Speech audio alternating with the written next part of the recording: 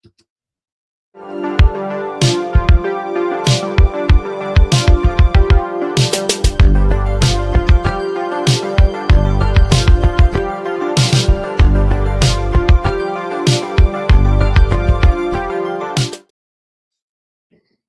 is up? It is Friday night on the East Coast and nothing is going on. That's why you guys see me here tonight. But I got to tell you guys, I'm going to start this one off telling you, like I said on my Instagram post, I have not slept in 7 days really well. I have been just tossing and turning every freaking night. And I don't know what it is. I can't get a restful night's sleep lately. I don't know. But I'm up tonight, so I'm like, you know what? Let me come on the stream. Let me talk to people. Let's have a little fun. Let's talk collectibles. Let's talk whatever you want. I don't even care. There's a couple of topics I'm definitely going to bring up, but other than that, the floor is open to you guys. And as always, I'm allowing anyone who wants to come on and just talk with me tonight. The link, of course, is pinned and starred in the chat. Just click it, whether you want video or not. You are more than welcome. So welcome aboard to everybody. Again, we're just getting started here tonight. Let me say hello to a few people. First and foremost, we have my boy Hurritan. What is going on, my friend? He's like, let's get this puppy off the ground because it was 8:20. I had not hit that go live button yet. So thank you for being here, bud. Kingdom Comics, what is up? Yo. Welcome to the stream. JSS Brooklyn, one of my moderators. Happy Friday night, all. Reminder, hit that like button, be responsible, and most importantly, let's have some fun. Of course, we're live on YouTube, but like always, I am trying something new. We're going live on Instagram as well. So hello to everybody out there on the IG live platform. Guess what? We're streaming to both platforms tonight. We're doing more advanced work with this. So hopefully you're going to see more things coming your way regarding Mighty Comics and collectibles and the podcast, of course. Hello to my buddy Dario. What is going on? I haven't seen you jumped on a live stream in a long time, my man. Good to see you. How was your King Kon? I know I saw you there, but did you have fun? I don't think you bought anything, but you refreshed my memory. Did you end up picking up anything? Let me know. But let's start the chat off tonight asking a question. Did anybody buy anything lately? Anybody at all? I want to hear from you. We have a question from Instagram already. I'm going to answer you, Dukes, but I have a freaking guest already in the background. Holy crap. A first timer to YouTube. I'm bringing you on in a second, bud. Hang on. But I want to answer this question first. Dukes T Angry says, what do you suggest a collector do when they have hit a patch on the road where nothing is available from what they collect? That is a great freaking question. As you guys can see, I have the chat going on the screen here tonight, as long as am by myself, and I'm not going to be by myself for too much longer, but that's a great question. I suggest that if you are into other things like I am, you see so many things behind me. I have so many passions, and it's really just nostalgia of things I grew up with between comics, comic statues, other statues, toys, cards, anything vintage, video games, arcades that I grew up with. I started moving along to those things. So when I had all my comics that I wanted to keep in my collection, and I've gotten rid of a few things here or there, I started to move on to other passions that I had growing up as a kid, and I still have affinity for here today. So great question. Chef, what is going on, my friend? I see you on Instagram. What is going on? It does suck, but what are you going to do? Let me bring in my guest who's backstage, and I can't believe he showed up. He's been talking about this for a while. Dario, can you hear me, buddy? Yeah. Can you hear me? Yeah, man. How you doing? Good. Long time no see. Thanks for popping on, man. You too. I think I hopped on like a couple of years ago. Did you really? I don't remember that one. Maybe for like a heartbeat. Yeah? Yeah. What's going on? How are you? Good. I didn't know you were. I saw your thing where you were like, haven't slept in 2 weeks. I thought that was like a joke. No, man. I don't know what it is this past week. I have been just tossing and turning all night. And I don't know if it's because of the weather, because we're both of us are in New Jersey. So like the weather last week was ridiculous. It was like 80 degrees one week, and now all of a sudden it's 40 degrees again. So I don't know what it is, but it got really hot really quick, and that probably, didn't help. And then it got cooled off real quick. So I think for me, my body, the way I am, it's like if I miss like 2 or 3 days of like really good sleep, all of a sudden I have trouble like getting back in that rhythm. Right. Yeah. I mean, look, for me, I have horrible allergies, and like I'm like a barometer. Like 2 days ahead, Like I had a crazy sneezing attack. And my wife's like, "What's your problem? Like, will you stop?" And then 2 days later, we had like that crazy rainstorm, and like you Yeah. wouldn't know it. And I was like, "There you go." So it's whatever the pressure, kind of hits and whatever. No, but like, I'll talk to you offline. I mean, that sucks to not sleep. I mean, I'm sleeping too much. Yeah. Like I I mean, could have well, four that's cups of good. That's coffee and then crash at 10 o'clock.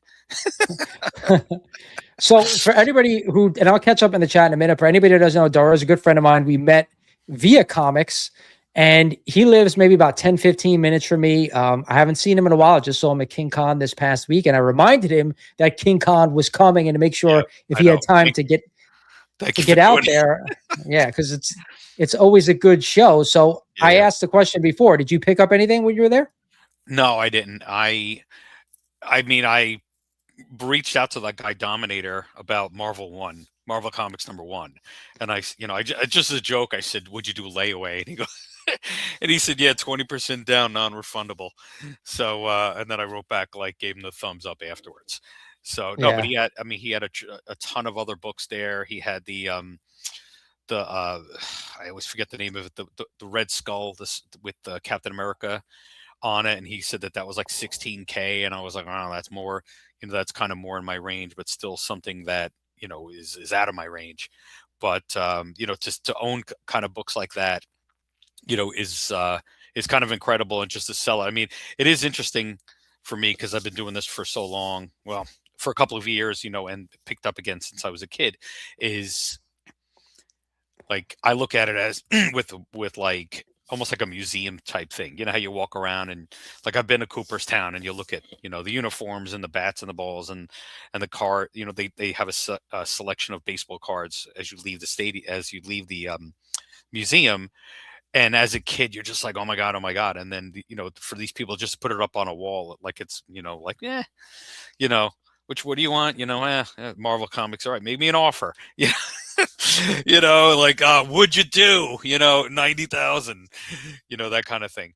But, it's interesting, because I watch your videos a lot, and I do watch a couple of other guys that have been coming up on my feed lately. And, it's usually the same round of three or four guys. I'm bad with the names. Absolute Comics, is one of the guys that I watch often. And it's just interesting because, you know, they interviewed Very Gary at the show, and somebody said, "How is the industry doing?" And he's like, "We're still selling.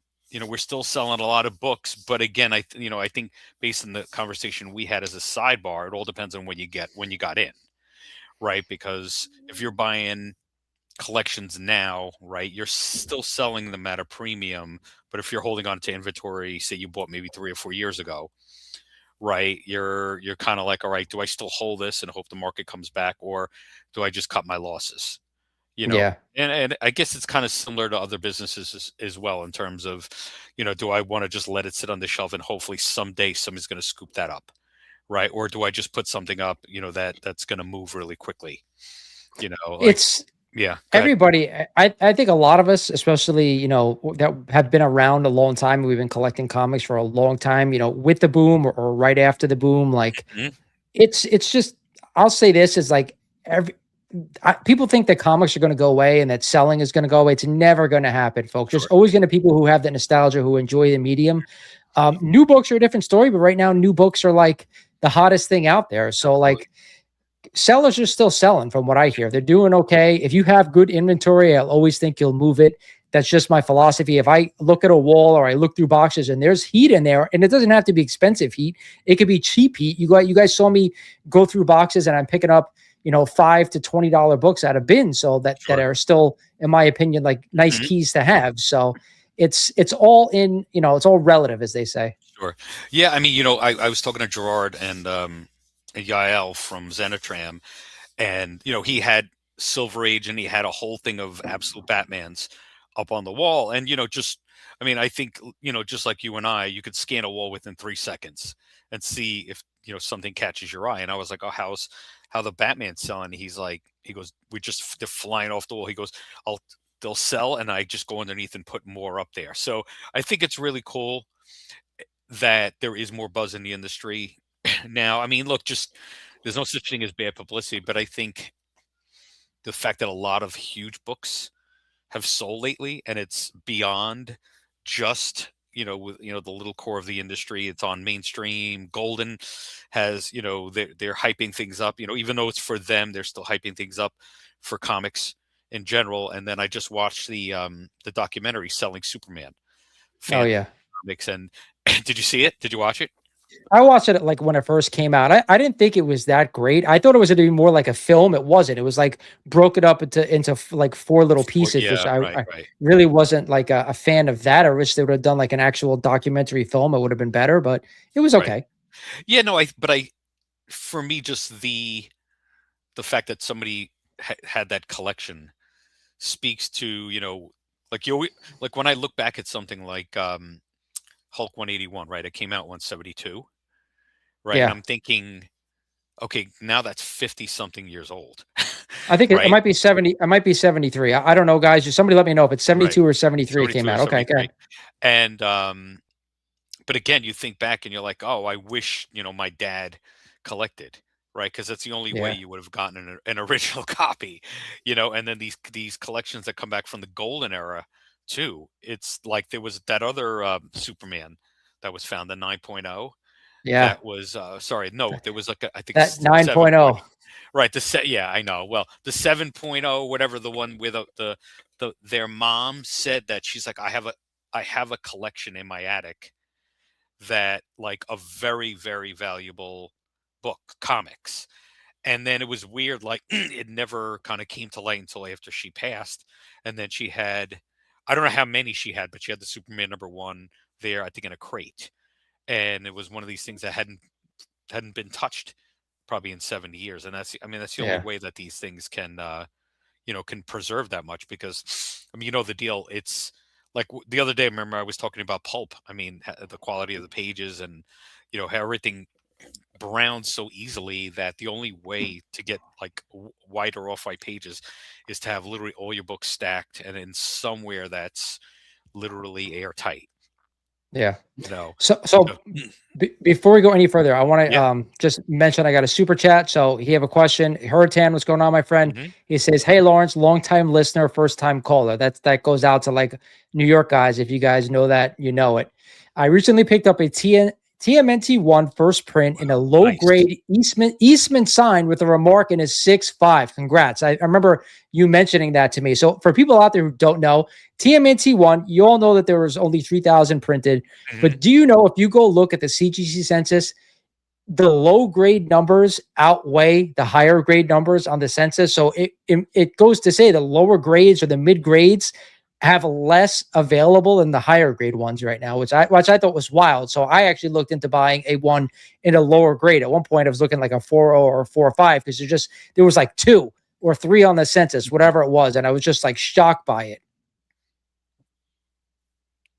Well, So I think the page quality of those books were were a little better than a regular book, weren't they, at the time? I have no idea. Now, we're going back to 1984, so it's still Yeah, yeah. 84 with the old pages. But I don't know.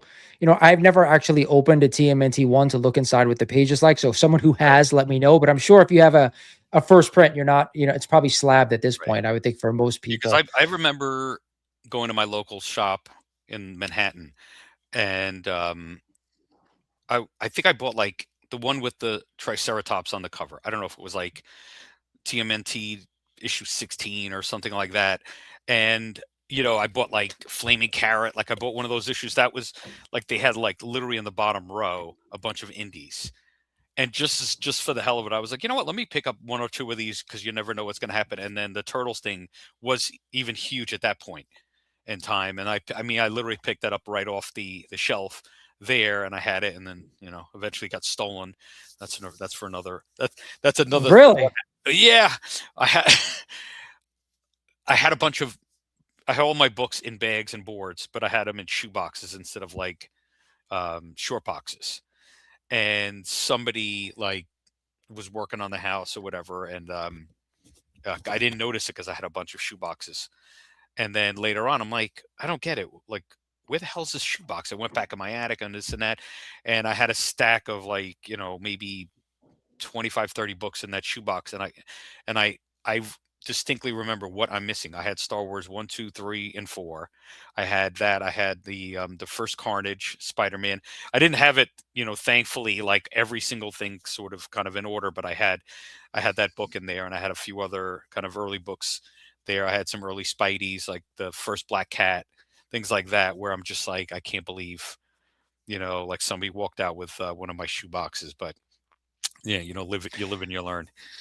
Yeah. So before I want to give people like a little bit of an inkling into who you are because I met you Sure. years ago and what you collect while I have Yeah, you here. yeah, But let me just catch up on the chat a little bit. So Kingdom Comics says not on the subject, but his daughter was like, "Hey Dad, you might want to play Red Dead Redemption 2."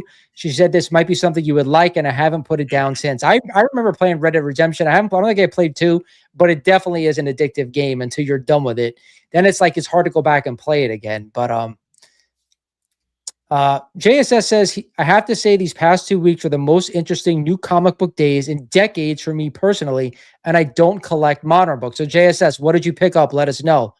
So I have to ask this person here, the immortal Biggie Chic, and then the immortal Sticky Shack. Are you the same person? Because obviously you're trolling Sticky Goose because I can see Mhm. your thing there is a picture of him, and then the other one is the Sheik. So I have a feeling this is someone in the community, probably having a good time here. So we'll stay away from those comments. Tiker 2, if you price something below market price, it will always sell. And I think that's where we are seeing right now, most being picked up by others' dealers. I've heard that as well, that if you go to a show, it's a lot of people basically buying that are dealers and then trying to resell themselves. I Mhm. definitely heard that. But if you went to King Kon, it was for the most part, it was all collectors, right? There were dealers set up, Yeah. but I didn't recognize many dealers from the area that weren't there, that wasn't set up. Right. Yeah, I saw So tell Kyle's us. comics there, Yeah, he was Lawrence, there. but he Yeah. wasn't selling. Right. Which I know he's done in the past. He's sold there in the past, but I didn't go last year because I don't know if he set up last year or not. But so tell everybody, like, I know you, but how did you Mhm. get into comics and what did you collect? Yes. So, I grew up in the Bronx, and funny story, um, Pelham Parkway, Morris Park area, and I don't know, like late 70s, 77, 78 or 9-ish.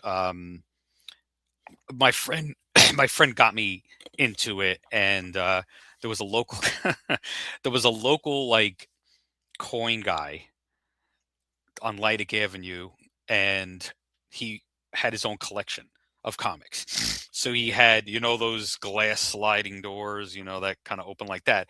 And he had the Yeah. stacks of all the books there. So he had like X-Men's, Avengers, Fantastic Fours, boom, boom, boom. And then he had them all hanging on the wall. And everything was in bags. There was no boards at the time. And when his nickname was Ripoff. So so we're always like, oh, shit, I got $2. Let's go to ripoffs.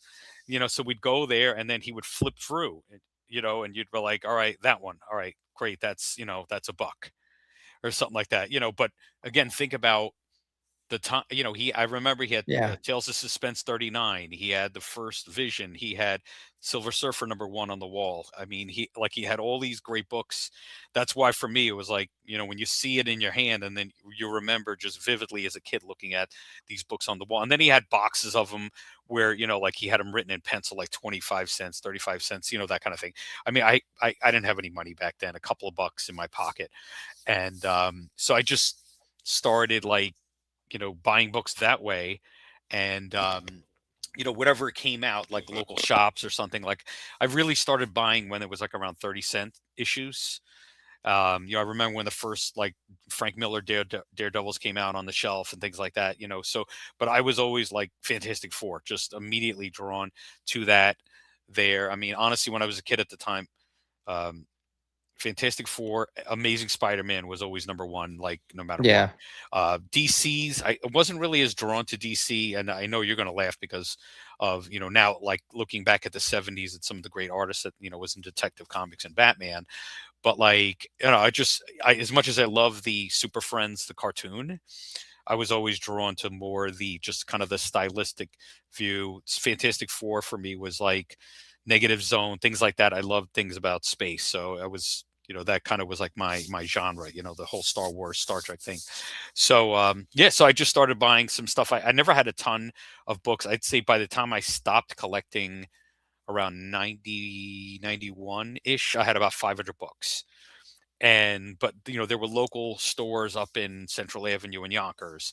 And then when I started working in Manhattan again, I'd go to Midtown Comics. So walking to the Port Authority, I'd go there and I'd pick up some books. I don't know, maybe around 2005, 6, 7 ish time. And then I started getting into X-Force, that whole series there, just like completely drawn, and again because it was futuristic, Deadpool in the future and Cable and this and that. But then I stopped collecting for years, just because I had kids and I had no money, right? And then as soon as COVID came, March 2020, I literally started at Macy's in corporate, and I was home, and I just was like, you know what? Let me go to Heritage Auctions. And I was like, oh, wow, Spider-Man #1. And then I put a bid in. I was the only one that won it.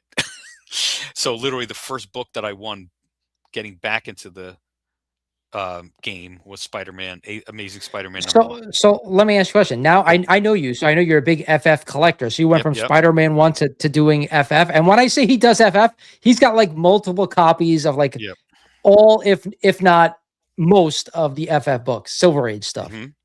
Yeah. So So what made yeah, it just you know what it was, Lawrence. At the time, it was like in March of 2020, it was almost like a rebirth kind of thing, where I didn't really kind of say I'm only going to collect FFs, because I still had my collection. I think I had from issue 135 to like 340.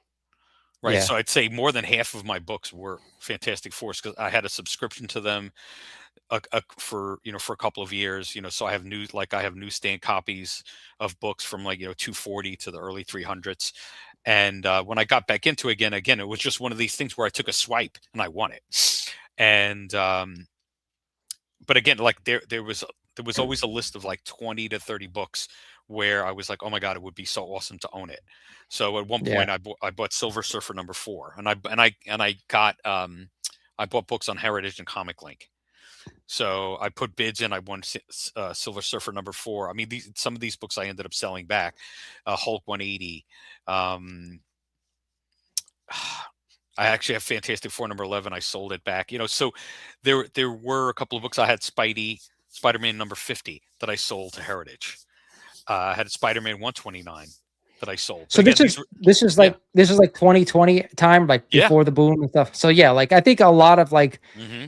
it makes sense because you're winning bids when like things like were kind of died down at that point Yep. before the whole thing went crazy. But Hmm. somebody's a question for you. JSS Books in Brooklyn asks, "What are your reviews on the FF movie? Oh yeah, yeah. Did you like it?" So I saw it twice. I saw the first one in the 3D version, which I thought was great, and then I saw it again because I knew I wasn't gonna get a subscription to Disney.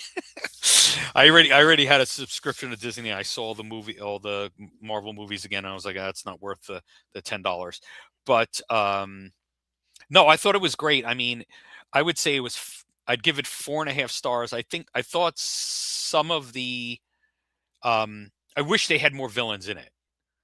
I'd say that Yeah. like that was my only criticism, was just I Uh, wish that there pe- was more villains. People said that it was too short. I thought it was fine. I thought it was a lot better movie than Superman, but that's just Well, me. But yeah, yeah. No, I mean there was I saw a couple of like scenes that were cut.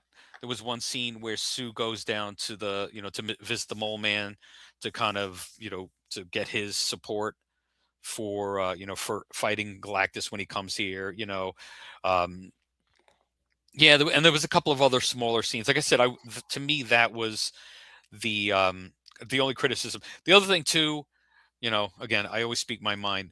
Like I didn't think Pedro Pascal was the best fit for Reed Richards. Reed Richards, yeah. Yeah, I was I thought kind he of was hoping. okay. Yeah, I was kind of hoping they would have John Krasinski again. Krasinski, Yeah, everybody, I mean, I but thought he yeah, did a fantastic job in the Doctor Strange. Multiverse of Madness. Yeah, I thought he did a fantastic, and he looks the part. So I'd say that to me that was, I wouldn't say I was disappointed, but I would say I think he was a little miscast.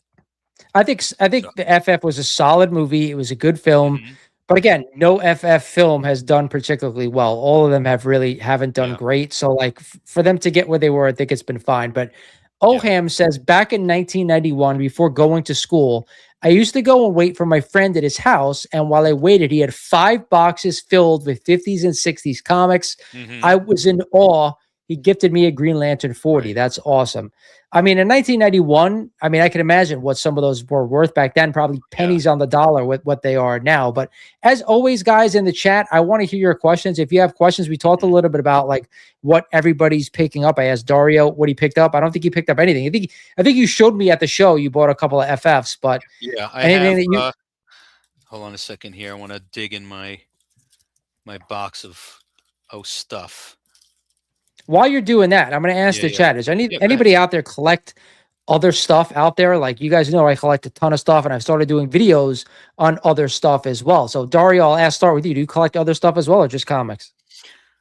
No, I'm a collector by heart because in the early '90s, when Upper Deck came out, I started buying like Upper Deck hockey cards because it went from like Tops and Score, which were crap, to Upper Deck, and immediately they raised the game. I mean, they were like the complete, and then obviously for mostly for baseball, but for hockey, it was a complete game changer. And then they came out with like the European set as well. So when that started, I was like, you know what? Let me just do something unique because everybody is um is buying what's out right now. And then they totally ruined it by coming out with like 6 or 7 different sets, and it was like, oh wait, that's the official rookie, the unofficial rookie. So Yeah. I actually put together the 1952 Parkhurst hockey set, one card at a time.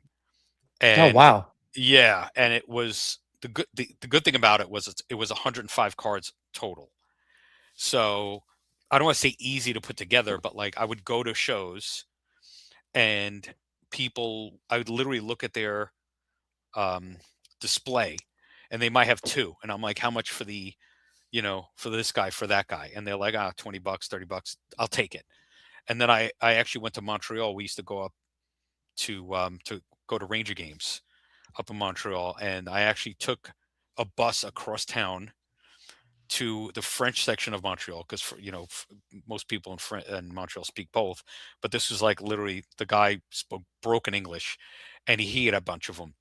And I came back, and I bought a bunch of those commons, and came back, and then little by little I started buying some of the more expensive cards because they're all the rookies of everyone: Gordie Howe, Maurice Richard, et cetera, et cetera. And then I ended up selling that set on Heritage. Okay. So yeah, so I've always, and so I know, I don't want to say I know a ton about baseball cards, but like T206 baseball, the 1910-11 cards, whenever I see those at a show, I kind of like, oh, that's so cool for me. But just because honestly it's silly because I'm a history junkie, so I always look at that, and you think about like, okay, that card was in a, like, either a cigarette, a box of cigarettes or a cigar box, right? So, and there was one card in there, right? So, I mean, again, people smoked a lot back in the day, so it was easy to get 30, 40 of those cards if you smoked a lot or your family smoked a lot. But S- you know, So show us your FFs oh that yeah, you yeah. pick up or whatever you Oh no, picked well, up. But here's the Spidey that I oh, you got. still have it. Oh Yeah, yeah, wow, yeah. No, I didn't sell this guy. That's that's a sorry, nice copy too. too much glare. Yeah, Colors are yeah, beautiful. yeah. It's a off white. TM Nerdy says he ruined his family's home when he came out. Thanks for sharing, brother. Appreciate that. So Uh, yeah, I that's picked up. beautiful. Thank Beautiful. you. I picked up. John B and D, what's going on, brother? They picked up a Captain America 227 and a 9.8. Wow, man. Congrats. So this is the one that I just got. So FF15. he's got like every FF book out there and he's got multiple copies. So if you ever want to buy FF, you know where you know the guy to Oh, hit up. I will say that. so I just got this one. So remember, I was telling you, like, should I get them slabbed or whatever? So I was just thinking, you know what? Maybe I'll just buy the slab version and sell the raw version. So I have that. Then What else did I just get? Oh, My this is boy Hurricane with the $2 Canadian super chat. It's Friday night. You playing Contra or Metroid? I don't think you can go bad. I was just having a conversation with somebody actually about Contra, the arcade game versus the NES console game, and I'm hearing there's possibly a Contra arcade game in the works. I don't know if it's ever going to come to fruition, but that's a little birdie told me that, so I don't know. I'm picking either one.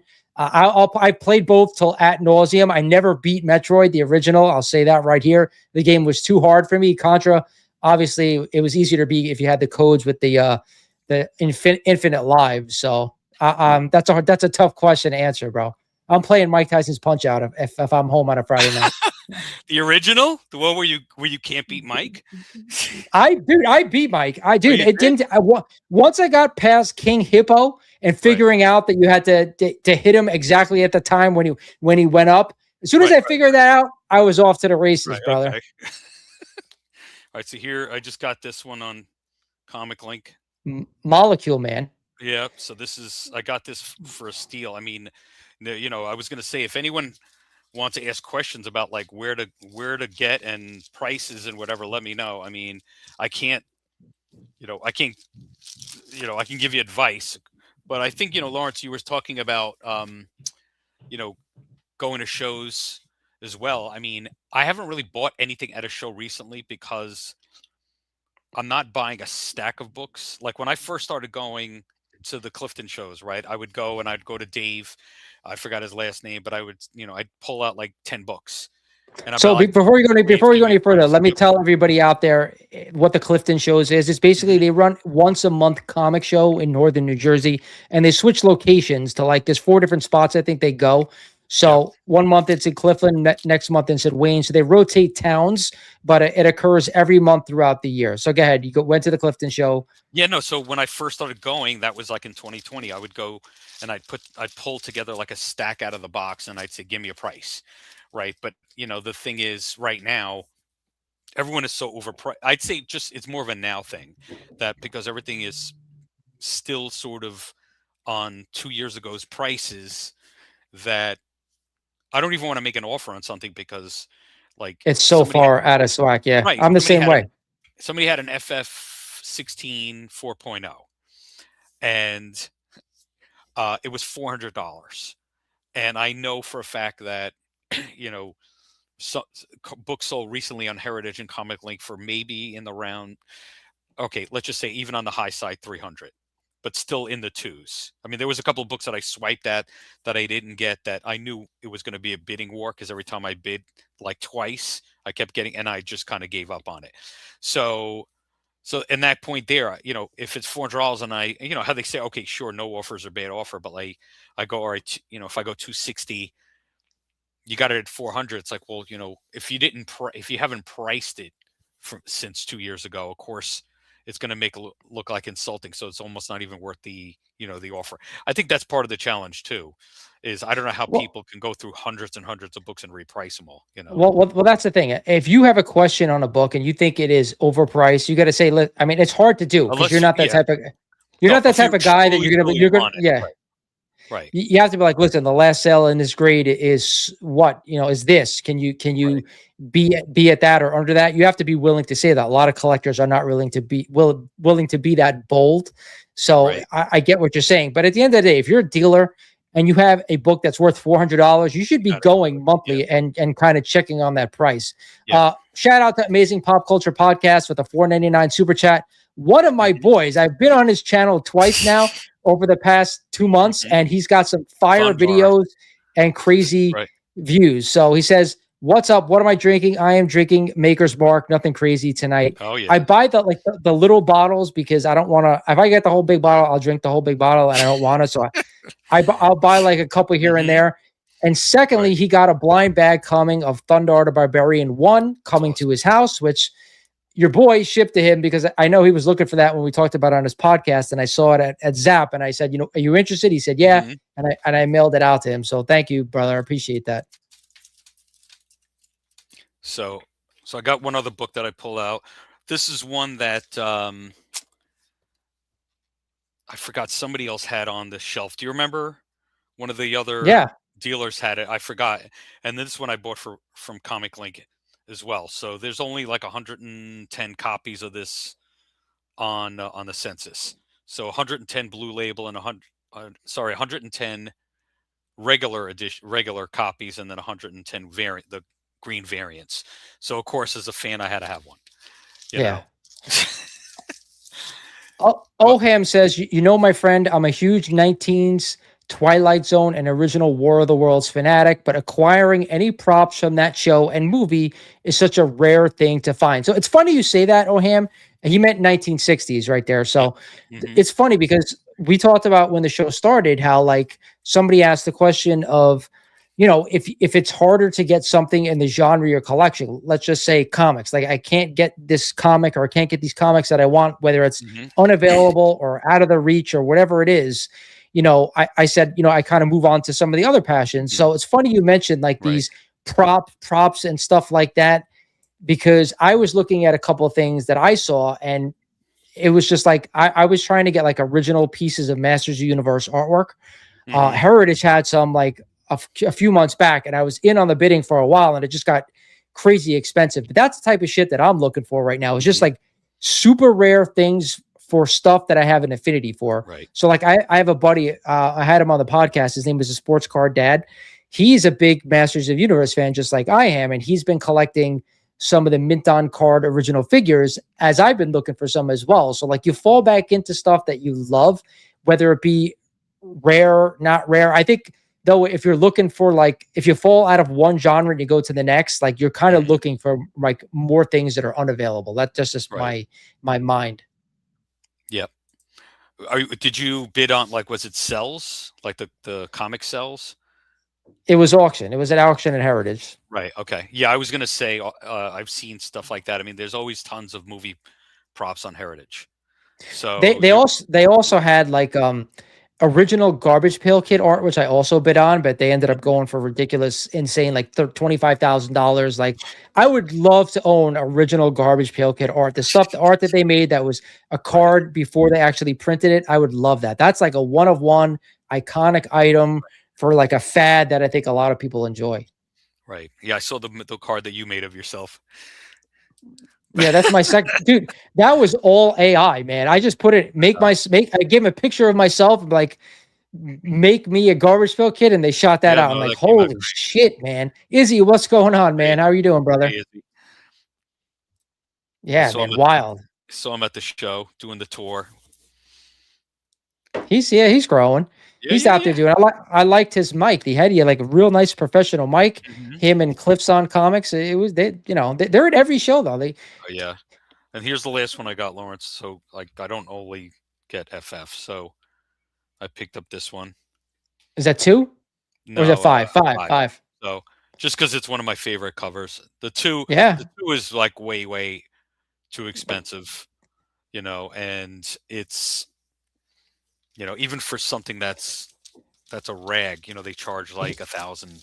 I got a great question for this. I got a great question for you and for everybody in the chat. So if you're in the chat, I want you to post the answers. I want you to answer this. What is the biggest book in your collection, and what's your favorite book in your collection? That's something, all the live streams I've done, I've never asked that question. So I'll pose it to you first, Dario. What's the biggest book you have and your favorite book that you have? So this is my biggest book. So I got my FF1. Just lying right next to you too. You just went down and you plopped it out and you're ready. Well, you know, I got them in my box. So this is my bad boy. I got this from Buzzard Brothers. Highly recommend those guys. I know they do. Yeah, they're great. Yeah, Greg. And I don't know if they've always done live sales, but I mean, again, if you're doing over the course of 6 years, like you know, I know Whatnot is still huge, but I remember when that took off, and, you know, Elite and all the other live streamers there, but this is before even people were doing kind of those live sales. And there were some people that I met along the way that now they are dealing comics, you know? So, but I don't know if this is my favorite book. I don't know. I'm like a big cover guy. This is probably one of my favorites here. Oh wow. Okay. Yeah, First Loki. yeah. So all of my names offline is like Loki or Loki Fire. So he's like one of my favorite, just all time characters. So I had to have this there. Again, I see Yeah. nobody in the chat posting what their favorite and what their biggest is. Mhm. There's no shaming here, folks. So I'll tell you mine. My favorite book in my collection is also the biggest book in my collection, and that's my Tech 27. Yeah, I don't care if 27. it's coverless. I don't care if it's missing pages, repro pages, but just to own it, it's just like wow. So it's my favorite, and it's my biggest book as well. So it's just it surpassed my AF-15 at this point, even though I love Spider-Man, but just like the iconicness of that book is just jumped.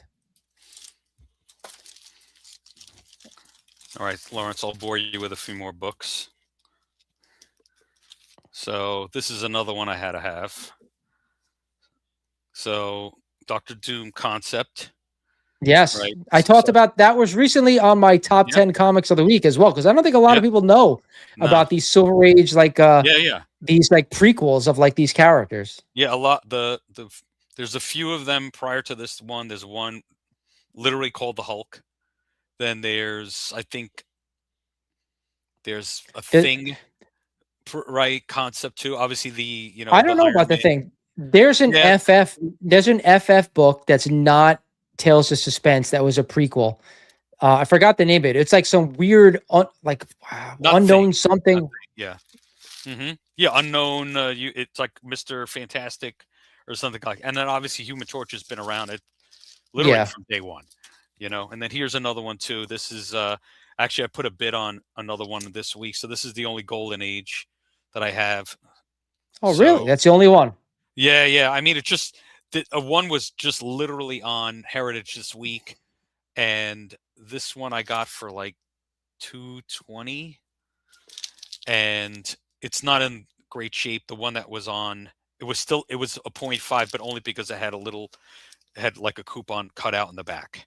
But it was crisp and sharp, and that one went for like, including buyer premium, like 420, I think. And I was like, all right, with taxes and That's not shipping bad. on it. Yeah, but I'm like, you know what? If I'm going to drop 500, I'm going to drop it on another FF. So Izzy says his FF-67 signed by Stan Lee is his favorite book. That's awesome, brother. Mhm. That's the first I think that's the Warlock in the cocoon. Cocoon, yeah. And then his biggest book is the Hulk 340 triple sign. Izzy, who's it signed by? Yeah. I gotta assume McFarlane. Who else? Who are the other two? That's a great book. Amazing Pop Culture Podcast. He says, Lawrence, your guest has to admit that the female Silver Surfer named Shalabal and Johnny Storm were horrible in the FF movie. I thought it made sense. I thought Johnny Storm I'm was great. He was the same guy in what you call. He was one of the emperors in what you call. I'm blanking. Gladiator 2. Oh, no, nobody saw Gladiator 2 except you, bro. Well, my wife was like, "You want to go out to the movies?" And we saw it. So, and even Pedro Pascal was in that. I mean, he's like the new Lawrence. What's his name? Samuel Jackson. So he's like in every movie. Pop Culture Podcast is breaking my chops. He's saying his biggest book is a Treasury edition. Obviously, he had to fold it in half to fit in his long box. He says the 340 assignment with McFarlane, P. David, and Bob Wychak. Very cool, man. So I got the glare. So I picked up the Silver Surfer pop here, but these were cheap, and I got the all the pops here as well. So they have them in the spacesuits. So while you're talking about pops, yeah. Are you like, pissed off that like, they're not really collectible that much anymore? People like lost their minds when I said that on a Pop Culture Podcast. I was told. Well, look, I know a friend. There's a friend of a friend who has his own collectible store, and he was selling pops and statues and other collectibles, not so much comics. And and this was going back 3 or 4 years, and I'd go to the bar and I'd be like, "Hey, Mike, how's your buddy doing? Oh, he's killing, he's killing it." And he had a warehouse full of this stuff. Then when I saw him last year, I was like, "Oh, how's your buddy?" I'm like, the market. He's like, "Oh my god," he goes, "He's taking a bath on everything because Yeah. nothing's selling." So it's timing. I mean, I buy this as a fan. I mean, these are like $14 each Yeah, or they're whatever. not they're not expensive. Yeah, I mean, Now, and if you're buying yeah, them now, they're not bad at all. But I yeah. have a question I for got my somebody little on toys here. You know. question from somebody on Instagram. Yeah. Maddie says, if I bought a Stanley signed comic without COA from eBay, could I get it authentic yellow label by CGC? And the answer is yes. They do Yes. they have a new yellow label which is non-witnessed. As long as it is authentic, they will give you a yellow Yeah. label. It's But yellow with a black trim on it. yes, at the top. But the one thing Yep. I'll say to you, Maddie, is this: there's been a lot of known fraudulent signatures recently on eBay, so please be careful if you are going to buy it. Um, at least run it by somebody first to say, hey, do you think this is real? Because I got to be honest with you, a lot of signatures on eBay are coming back fake. So just please be careful. Hmm. Right. I mean, again, even if it's a 5-star seller, right? I mean, you kind of have to trust them, maybe. But then I would, Uh, you're right, talk to them be ca- offline as well. You be know. careful. Yeah. I don't trust a lot of the signatures out there on Robux that haven't been graded yet, Oh because yeah. when CGC announced that, like, people started sending stuff in and started putting up fake stuff left and right. So just be careful. I wanted to show you this. That's why you guys saw me back out of the screen for a little bit. But when I went to Toy Fair, Mattel was nice enough to give me Masters of Universe Empire Oh issue, wow, which that's cool. actually this had come out in overseas like a month prior to the United States.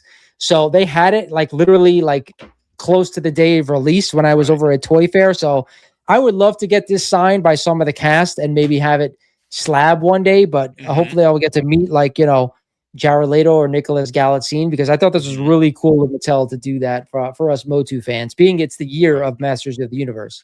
Well, Lawrence, are they going to be at like any other con where like they might be on a panel No, that you can go to? no. So no, like, so Right. Toy Fair is like its own thing. It's not like a con where everybody gets to go. Like, they only let people in who are Right. looking to stock some of these toys from these businesses, that they're selling, and they let some Hmm. press in as well. So Joe Schmo can't go to this thing. So Oh, okay. um Industry it only, was right? yeah, exactly. So I was Right. just happy to be let in. Hmm. So we'll see, further down the road if things progress and we get other things like that. But I was just happy to go on a year that they were doing the movie, because like other years it might not have been such a tremendous event, but because it was, I mean, it was still fun Sure. regardless. I'll go there again next year to kind of review some of the toys and stuff that come out. But it was a good Right. time.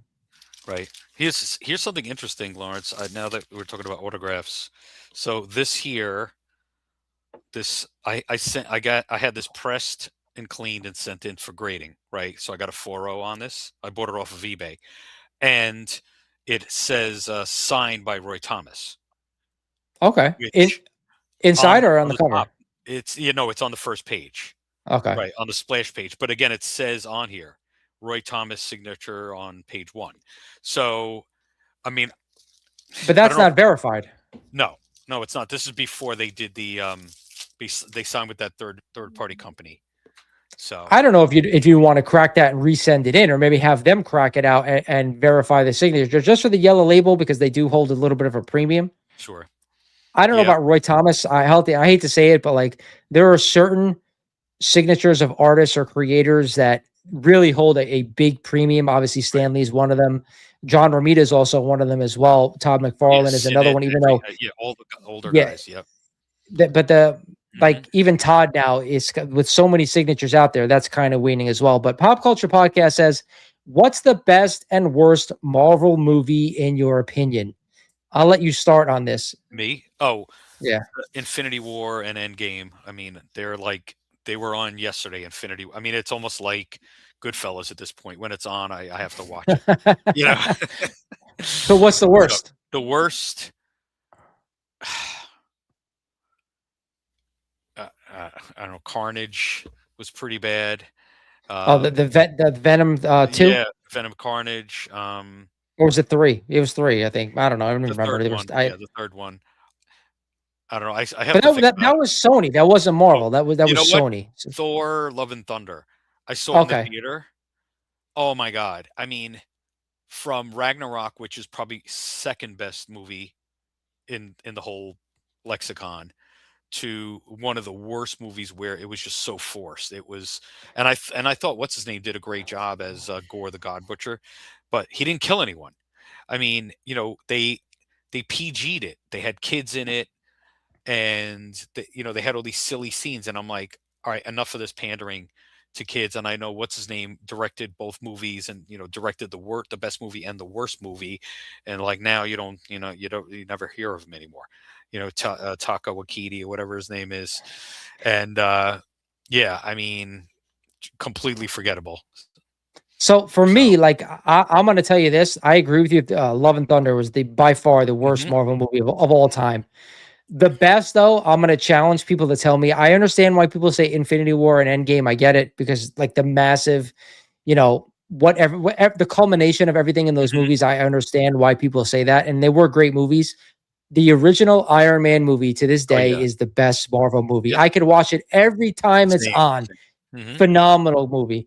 So that's my choice. Yeah, I saw that twice in the theater, and Yeah. I actually went by myself because it was 2009 when that came out, 8, right? No, it And was 2008 when it came out. Yeah. yeah, yeah, yeah. So I just remember I was working like insane hours and this and that, and I just again it was another one of these things where I'm like I need a breather, Yeah. So and my kids were still younger at the time, now they're in their 20s, so like you look at that the time in your life too where you're like, oh, I wish I'd done more, and you're like, well, how could I have? I didn't have the time or the money to do it, so don't look back and regret, people. Solid, yeah. Solid Teleport says his biggest book is X-Men 1 and his CGC 2.5. That's a good one, man. That's And my great. That's favorite great. book is Giant Size X-Men 1. So you got some bangers Mhm. right there, man. Yeah. Yeah, Um, I mean, I see there's I see. Let me answer some questions yeah, first because we got a bunch of yeah, yeah. questions and whatever. So Maddie says so they have a way that they can find it authentic, not fake. Signed, thank you. So you still talking about the San Lee sake. So yes, Yeah. they will authenticate if it's real or fake. So my question is, if you've already bought it, I would say yes. If you want to send it in and spend the money, they will tell you if it's real or fake, no question. And if it's real, they will give you a yellow label with the black bar at the top. They will do that, no questions asked. But if it's fake, they won't give it a yellow label and they'll give it a green label and say, Stanley written on cover, basically, or signature not authenticated. So you have to be careful because once you get this book authenticated, if it doesn't come back real signature, the book is basically worthless. I'm not going to lie to you. So it is what it is. If you want to take that chance, I would say go for it. John B and D says Amazing Spider-Man 129 ungraded and Tomb of Dracula 10 in a 9.8 first That's appearance of Blade. But what is what, guys? Is the ASM your favorite or is the ASM your most? I gotta assume the Tomb of Dracula 10 9.8 is the most valuable, right? Because that's a 9.8. But yeah, shit, I know. that is a book. That's tough. Yeah. Wow. The Solo Yeah, agrees with me. He Spider-Man. says Yeah. Iron Man is the best movie Hmm. of them all. I agree. The first one, it was just iconic. It really was. And not to I get don't. nerdy too, but like they bet a lot on that because they convinced Downey to do the movie, right? Because remember what he was like prior to that, right? All this controversy, right? I mean, he had the acting chops and he had the look and the swagger, but was he toxic, right? So he was kind of the test, and then the movie was a test, and that just took off. So Oh, Ham, I do not believe you. He says I haven't watched any superhero right, movies besides Batman '89 and Batman Returns. No way I believe that. No freaking way. Especially if you buy comics. I just can't. I yeah, yeah. can't. Hurricane, another super chat. Thank you so much, brother. Why green label? If it's complete, shouldn't it be blue? It's like if you signed Lawrence Mighty Comics on the cover, randoms put their name on books all the time. Yeah, but this is like would be a fraudulent signature. So I'm not the expert on if it's going to come back green. I assume it would come back green. There are books out there that have somebody's signature on it that are not, before they started authenticating that are green label. Like Mm-hmm. Dario shows you, he showed you a Roy Thomas on the first page, and it's Splash blue. page. Yep. So it's CGC. They do one thing one time and another thing another time. So I've been on them for that since Mm-hmm. the beginning because there's no consistency. They'll tell Right. you that like it depends on the grade, blah blah blah. Bullshit. I'll also say this: if you can put a note when you submit something, please give me a blue label. I've done that in the past years ago on like books that like either I thought there was an issue where, and they gave me like my Mm-hmm. Amazing Spider-Man 1. I have a 0.5 at the back cover missing. And I wrote a note on it saying, do not give a green label. I'd rather have a blue label and a 0.5. Point And that's what they five. did. Right. So you can request it. They don't always listen to you as well. So it's like, it depends who you get over there. So it's nothing's consistent, unfortunately. Mm-hmm. Yeah, and Lawrence, I think even on that FF4, I didn't even call out the autograph because I knew they wouldn't authenticate it. So I didn't even bother. Like I just sent it in. They just said, Well, FF4. You know, now they will, though. Now they will. If you well cracked it they and send would, it in, but they will. prior to that, like I just submitted it with what I thought the value was, and like I said, clean press, boom, send it off to CGC. Yeah. Any more questions? Yeah, guys, please ask. I'm like, I don't want to hold you up either, Dari. If you got to go, I know Mhm. this is like a first for you coming on with me. It's been Yeah, like, yeah. you No, know, I'm enjoying. You know what it is? It's just Fridays are tough because I'm working all week, and then usually my wife and I are both like, we got to go out. So like here, I don't know if you can see it. The glare is terrible, but see, it says like Roy Thomas signed there, splash page. So, and like I said, and that it was cool that they called that out, but it wasn't something that I asked them to verify. so that's my point though. Like, you know what? It's I've seen them with inconsistent. a blue label, yeah, and I've seen them with green label, so Yeah. it's very consistent. And actually, it's funny because when I actually messaged Matt Nelson on email like years ago when I had a Batman one that was a Hmm. 0.5, and I said, listen, I said this says it's married, but it said the cover was married, but I've seen other books that are blue label that has the same annotation. So why is this green and the other one's blue?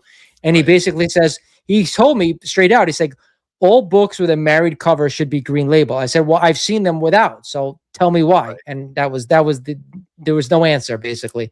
So Right. I get it. It's fine if it's a green label, but it's got to be that Hmm. across the board. Yeah. I mean, I've asked a million people this too, and then there's a couple of questions in the chat, but I have a FF8 where it has the tear, has a tear on the right side of the cover, but I actually have the piece where if you put it on, it almost looks like it literally looks like there's no tear. Yeah. So I'm afraid of putting a piece of tape in the back, and everyone was like, even I showed it to Dan Gallo and some other people, and they were like, "I'll just put a piece of tape on it and send it to CGC." But then I'm afraid of getting a purple label, right? And No, then you won't get tape will not be purple label. right, Never. okay, Never gonna happen. If it's just tape, they won't get a purple, no matter what. I've never seen that just right, tape. unless it's There has right, to be okay. something. There has to be something else. But it's a good question. We haven't touched this on this yet in the chat. What are your thoughts on cherry pop tart type of books and underground books in general? I want to start on this one. I actually love that type of Hmm. comic material as long as it's affordable. I'm not going to pay up for those books like that, but I do find them very collectible if that's your niche. I'm that type of guy. I don't know how to say it better than that. Like I Right, love titty books. I love like especially like I remember went to right. what's the show up in Connecticut? The freaking the one in the casino. What's it called? Terrificon, Terrificon. And I went to Terrificon yeah. and I bought a Masters of the Universe Sorceress titty book. She's on the cover. The art was Hmm. absolutely amazing, but it was just incredible art. Cans are hanging out. I bought it. It was cheap, and I was like, Right. you know what? Hmm. That's my type of book for the amount of money I'm going to spend. So I like Cherry Pop Tart. Believe it or not, I've covered the first appearance of her on the top 10 comics of the week, and that is not a cheap book. So No, if you it's could not. find them for Right. cheap, I'm all for it. Same with underground books. Like they're very Hmm. unique, very niche. Like I saw a Code King Comics at King Kon, Yep. Yeah, he and had it all was those cocaine books and yeah, right the re- what's his name? The right. relatively cheap. So But but he was the only one there. And honestly, I even said, I'm like, you have a sick collection here.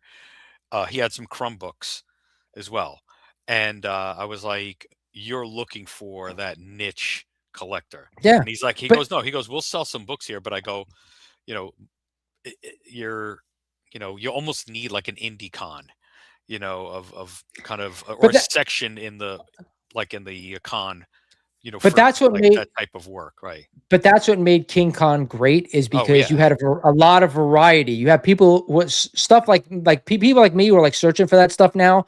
They had that. They had regular like Yep. mainstream stuff. They had modern. They had Pokemon. So it was just a great Hmm. variety. And Issy, yes, I did do a King Kon video already. That means you haven't watched it. So get on that, brother. I appreciate it.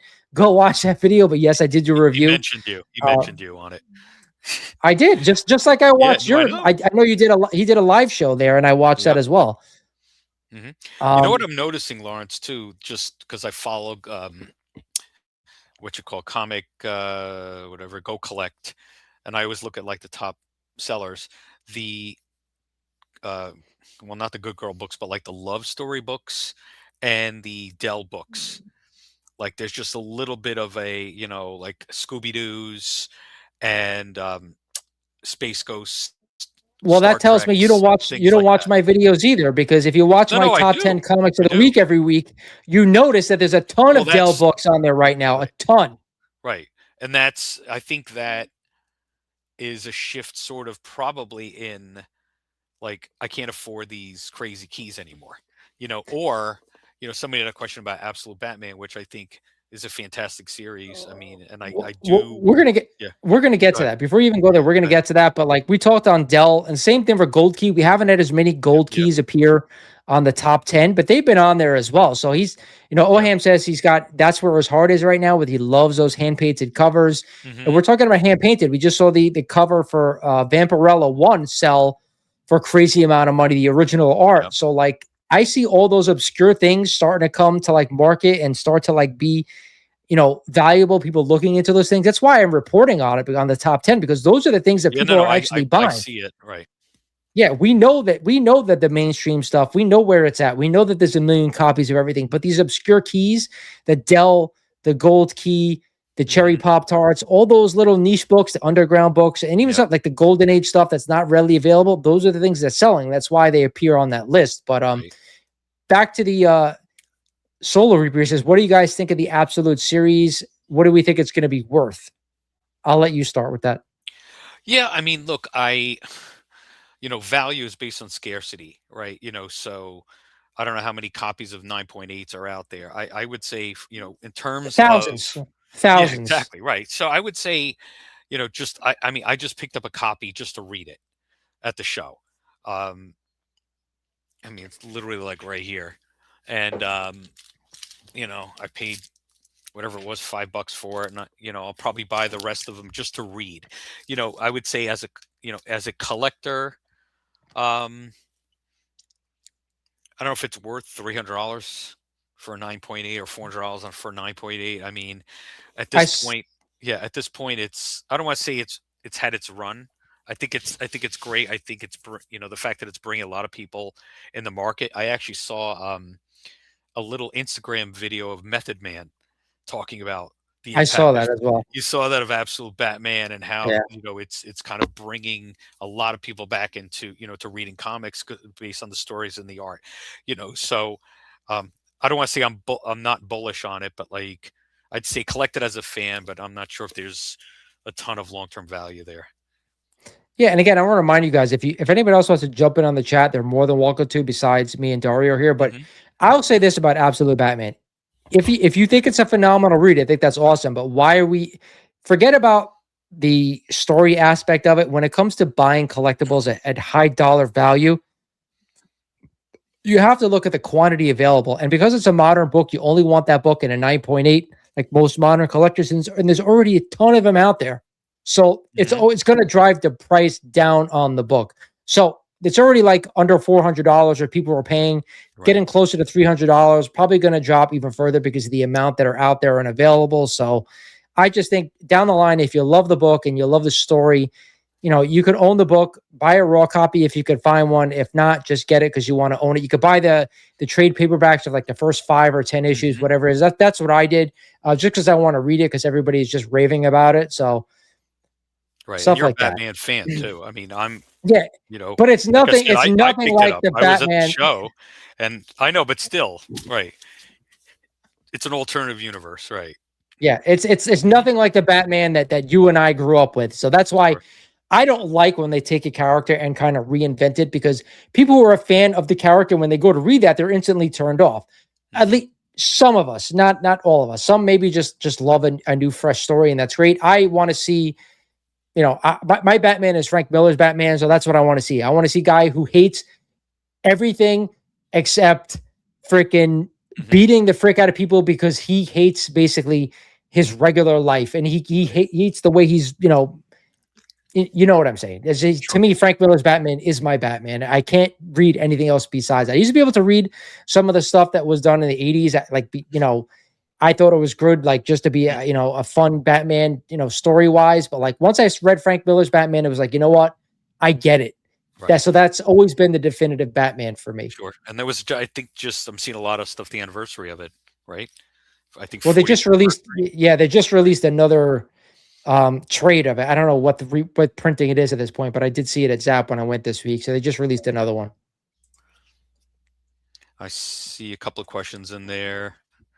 What are your Ghost thoughts on Riders. Classics Illustrated? So it's funny. It's funny you mentioned this, pop culture. Mhm. I was at there's a great antique shop by me. I don't know if you've been to it, Dario. I forget the name of it, but it's like a giant warehouse, and they have comics. I've gone there before. I did a video years ago when I went there, and they have a ton of Classics What Illustrated town? stuff. Oh, I want to say it's Midland Park, Oh, okay. but they had a ton of Classics Illustrated there. But I don't know Right. like what I'm looking at. I'm not gonna lie to you. Mhm. So like I don't know if many of them hold value. I have no idea. I'm sure they're great reads, but when I said they had a ton, they had like at least a long box full of all Classic Illustrated there. So like if you could direct me and give me like some titles I should be looking for or issues, I can go back there and look. But as far as like collectability, I'm sure at one point people did. I don't see a lot of people collecting Classic Illustrated right now.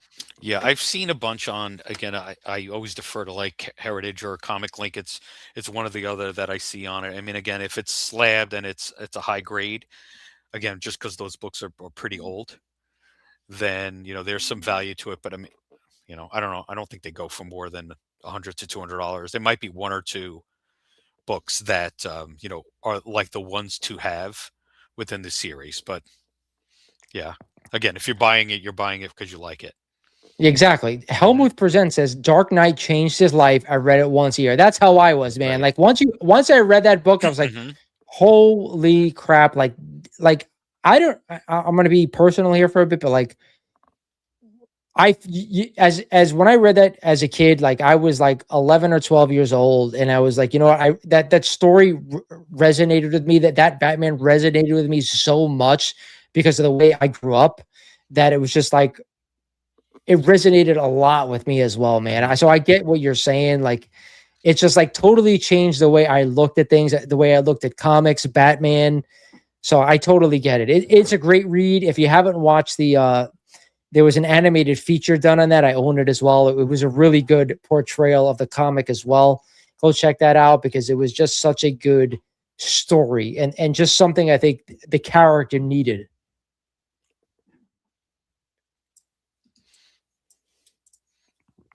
Oh, a little bit of silence there. The Yes. day John B and D says that the day that I won the auction for Tomb of Dracula 10 was the day I lost my Oh job. Holy no. shit. And so refresh your memory. He bought a 9.8.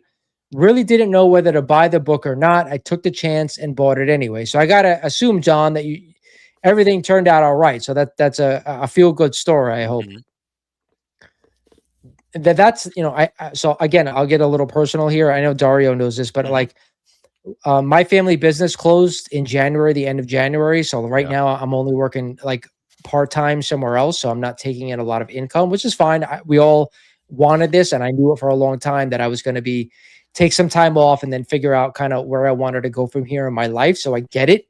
That's why another reason why I don't buy as much stuff as I used to, because I really have to be smart about where I spend my income. So I get what you're saying. Yeah. No, I hear you, Lawrence. I mean, for me, like I go to shows now sometimes to see people, Yeah, right? Like exactly. it was great to go to King Kon. I mean, I knew I was going to see you, which was great, but I saw like 4 or 5 other guys I hadn't seen in a while. A lot of sellers that I know just by going to shows. You know, I'm still looking, I'm still digging in the boxes, but you know, I feel like, you know, the chase is the fun part of it, because I did complete the FF run, right? Which again for me is like, you know, just a great goal in my life. I know it sounds silly, but It's that's why I'm it's buying really these not. scoops, you know, because It's it's really not. right, It's really not silly because you know what? right.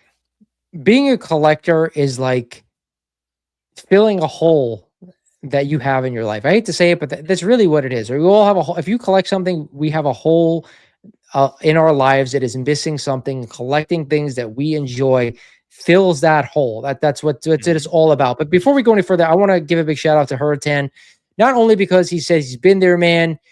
Got to not let these kinds of circumstances keep you from enjoying life. Glad you got that book. Like that's what Hmm. makes this Yeah, community yeah. so great because Hmm. we all support each other, man. We're in this together. We know what we've been through. We know what we're gonna go through, and we're here for each other. And on the back of that, the dude just sends me $100 Canadian What? super chat. Dude, Thank thank you. you so much. God bless, He's a man. huge supporter of the channel, so thank you so much, Hurricane, man. You are the fucking man. I know that you've been a friend for the past year or so since we've met. So I really appreciate you, brother. You're fucking awesome. I don't know how I could thumbs up people on the chat, Lawrence. Let me know. I don't know if you can. Now, as Oh, a okay. guest, you can. All right. Well, But you know, thanks for everyone for joining too, man. You know, yeah. just I love talking shop. Yeah. I mean, I haven't Right? had Dario on here. So like Yeah. what has it been? 5 years since you've been on the Yeah. channel, and it Yeah. wasn't for Yeah. long. Hmm. So Oham says, "Do you guys think that modern collecting anything is about what it will be worth tomorrow, or because of preserving history?" So he's not talking about modern books. He's saying collecting in general. Is it about what it's going Right. to be worth tomorrow, or because of preserving history? I'll let you start first on that. Well, I mean, it's kind of weird perspective because, like, right now, I think the economy is going to force people to sell. Right. I think that's what's happened over the last couple of years. Number two, a lot of people are going to pass their collections on.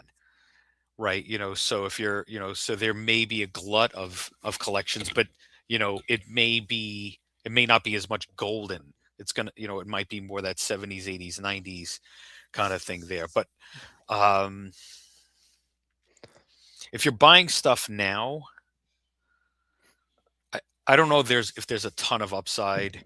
And I'm not trying to be pessimistic, but like, remember when there were movie announcements coming out in teasers, and then everyone would go out and buy that book. You'd go to eBay, and then immediately a $20 book became $100 book, and you just saw all greens of $120 and this and that. So I would say that, you know, there's a little bit of upside if you're looking to sell. Like right now, I look at what I have in my box here as value, right? And I tell my son all the time, I'm like, hey, when I'm gone, this is for you, and no fire sales. I'm like, you know, if I'm gone, you call Lawrence and he'll tell you what it's worth, you know. So so you get value of what I have here.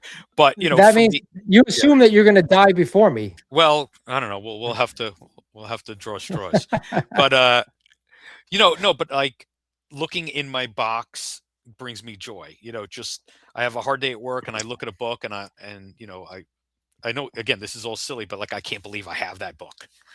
And you know, it's, you know, quote unquote, my prized possession. I mean, like, one of my dreams was to own like a 68 Camaro, you know, and I'm like, all right, well, that's a 35 $35,000 car. And I'm like, you know what, fuck the car. Like, I love the books, I've always loved comics.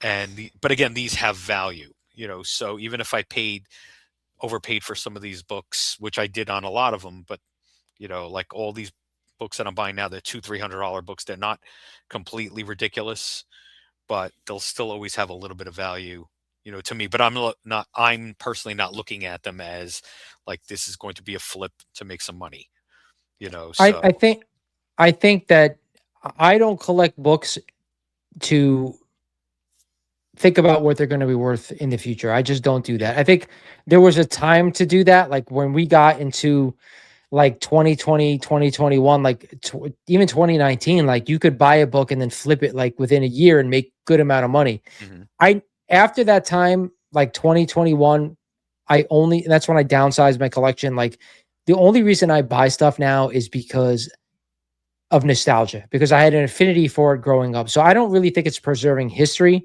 And I definitely don't think it's because what it's going to be worth tomorrow. I think it's, if you're a collector now, and I use the word collector because you're not a flipper. If you're a flipper, that you can talk about what it's worth tomorrow. I'm not that person. I don't think a lot of people are that person who are probably in this chat. There's probably a few are, which is fine.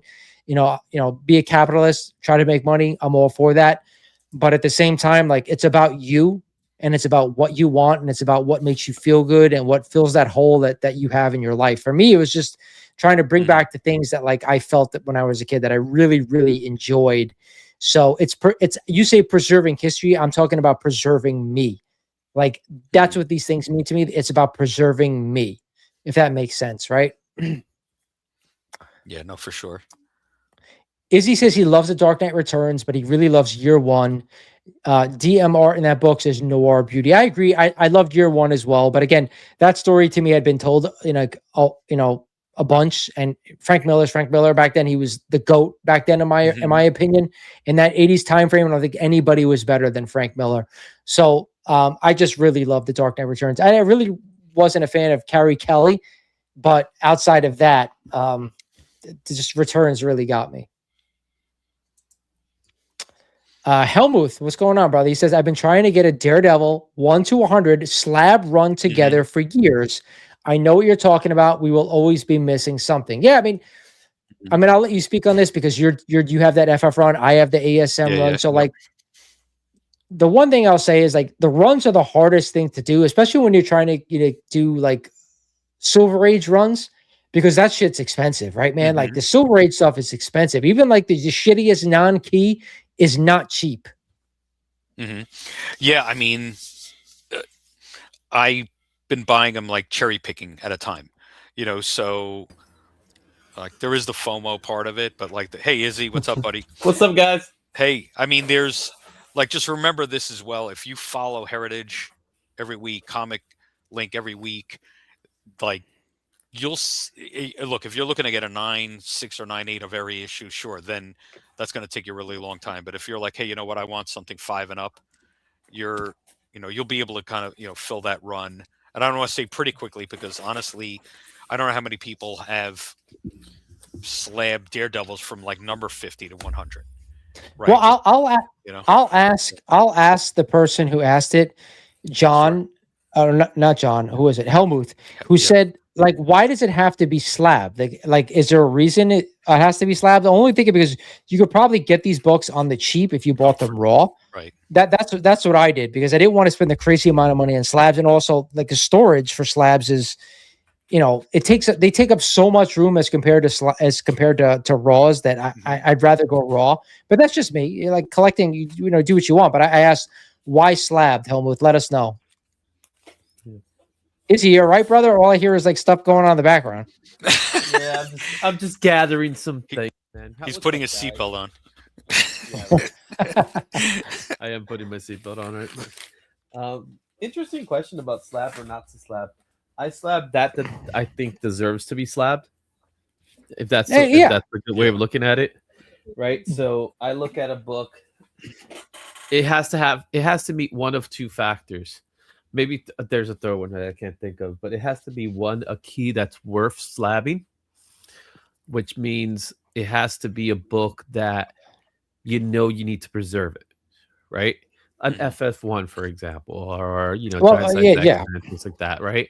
Or if it has a sentimental value to me, just to have it, not to open it up or things like that or stuff like that. So I do have a book here. I have a few books that are slab, but they're slab for my purposes. You know what I mean? Especially if it's if it's one of the pieces that I drew, I like to have my artwork slab, because that's the important part of the book to me. You know what I mean? Stuff like that. But if it's like a personal item, then yeah, sure, I'll slab it. But to keep in mind, folks, anybody listening out there, slabbing will only give you monetary value. Some people prefer slabs, and that's 100% fine. Like, I'm not saying you shouldn't slab, because you should. I have slabs as well, so I'm not saying that. But all slabbing does is give you a definitive value for your book. Now, artwork is a different story. Izzy slabs artwork because he's an artist and he does commissions and stuff like that. So slabbing artwork is totally different. So I understand that. But if we're just talking about a straight comic, it's just assigning value if that's why you're doing it, unless it's just preference. If your preference is just to have slabs, that's a different story. Oh, we have a question from Solar Reaper. He says, are newer books still newsstands or are they called something else? I don't know. There aren't too many newsstands now. I'll defer this to Izzy because he knows better than me. Yeah, it doesn't, right? So newsstands died in I want to say the early 2000s. So if you have a newsstand from a newsstand book from the 2000s, that actually has significant value as opposed to the regular. That doesn't mean much, to some people. Like obviously some people care about the newsstand, some people don't. But that's where it actually matters the most. Newsstands in the 70s and the early 80s, they're about the same price. Sometimes they demand a little bit more because of the treatment of it all. You know what I mean? It's how they were treated. So, a newsstand book was treated like it was in a newsstand. You know what I mean? And that's why there could be a little bit of rarity to it. Not that there is much rarity to it. But it really, after the 90s, that's when the newsstands became a thing, a bigger thing. And again, it's a way the marketplace could make a differential. Same thing with, I think Mark Jewelers are probably more important than newsstands versus. Oh yeah, for sure. Yeah, you know what I'm saying, because of where there's also a history involved in Mark Jewelers. And stuff like that. So there's a little bit of that going with the Mark's Jewelers. But as far as the difference between a newsstand versus a standard, I don't make much difference of it.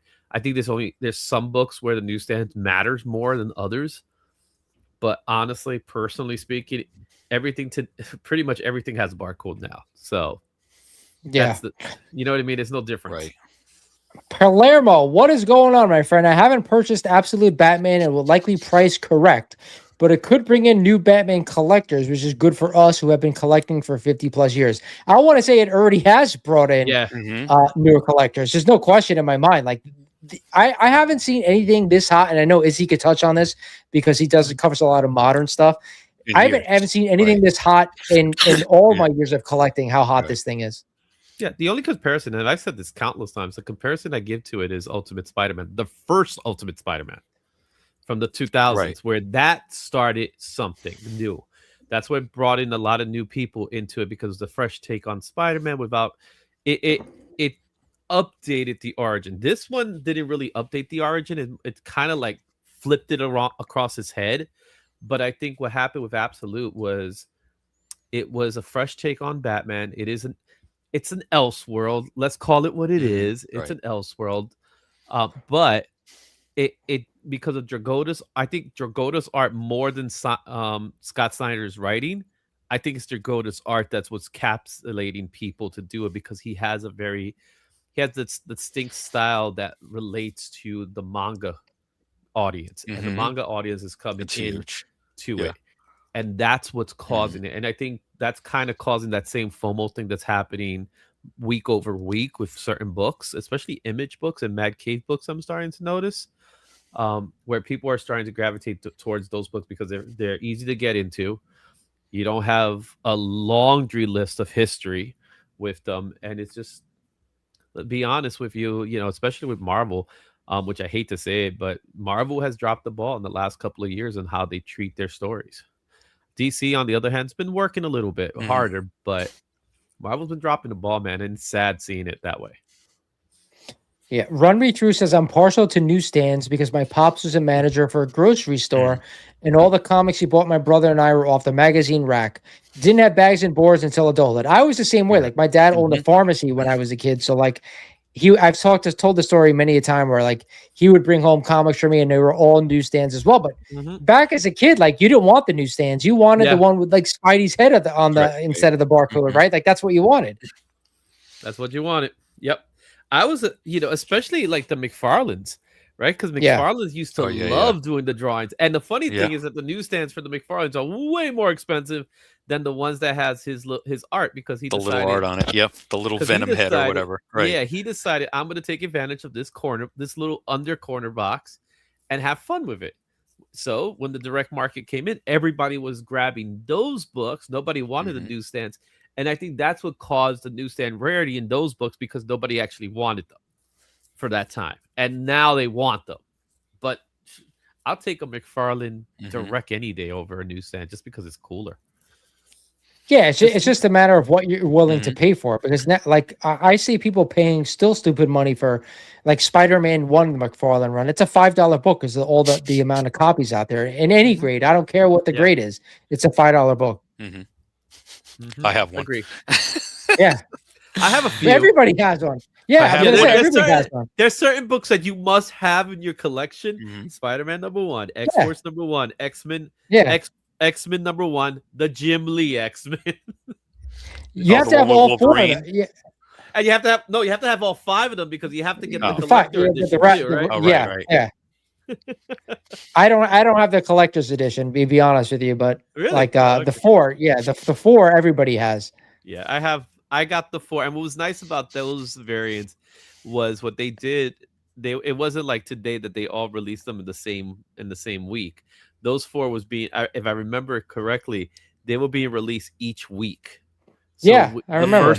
The first week you got the first piece, and in the following week you had to return to the shop to get it, and that drive the price. So, and the last one was obviously the Magneto, and then came what they called the collector edition. Murph, what's going on, brother? How are you? Another guy who's set up at King Kon. How you doing, brother? How are you? What did you think of King Kon, Izzy? That's why I stopped by. I'll tell you what I think of King Kon.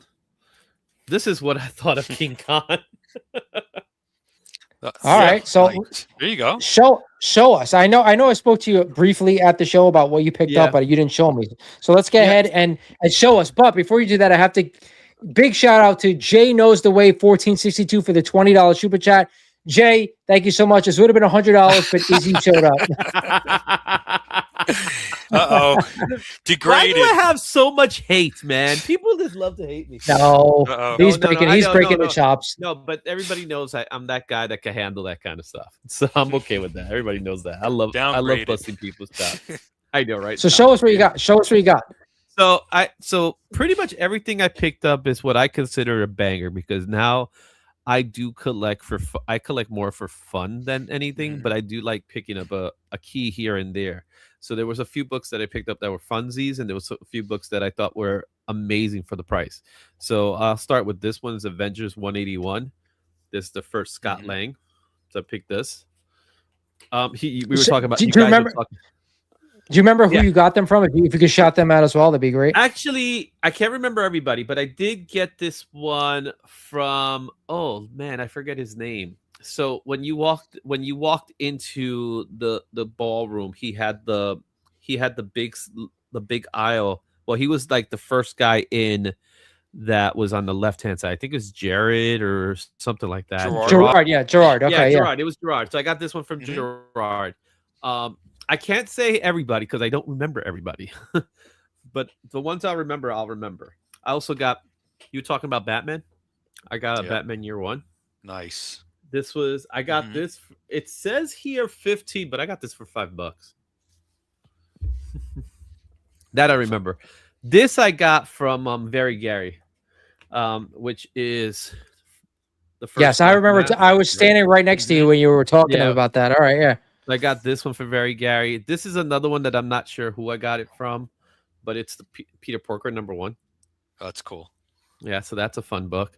Another one that I got, I must have gotten these. Yeah, these I think I got it from 360. 36. From my boy Joe. Yeah. So I think this little stack here I got from him. And all of these were $5. So I got Avengers 223. Iconic. Classic cover. Joe had a good mix. He had Golden Age, and then he had some everything. Talking about books that everybody should have in their collection.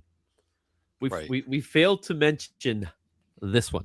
Oh yeah. Wow. I think everybody does have that already in their collection.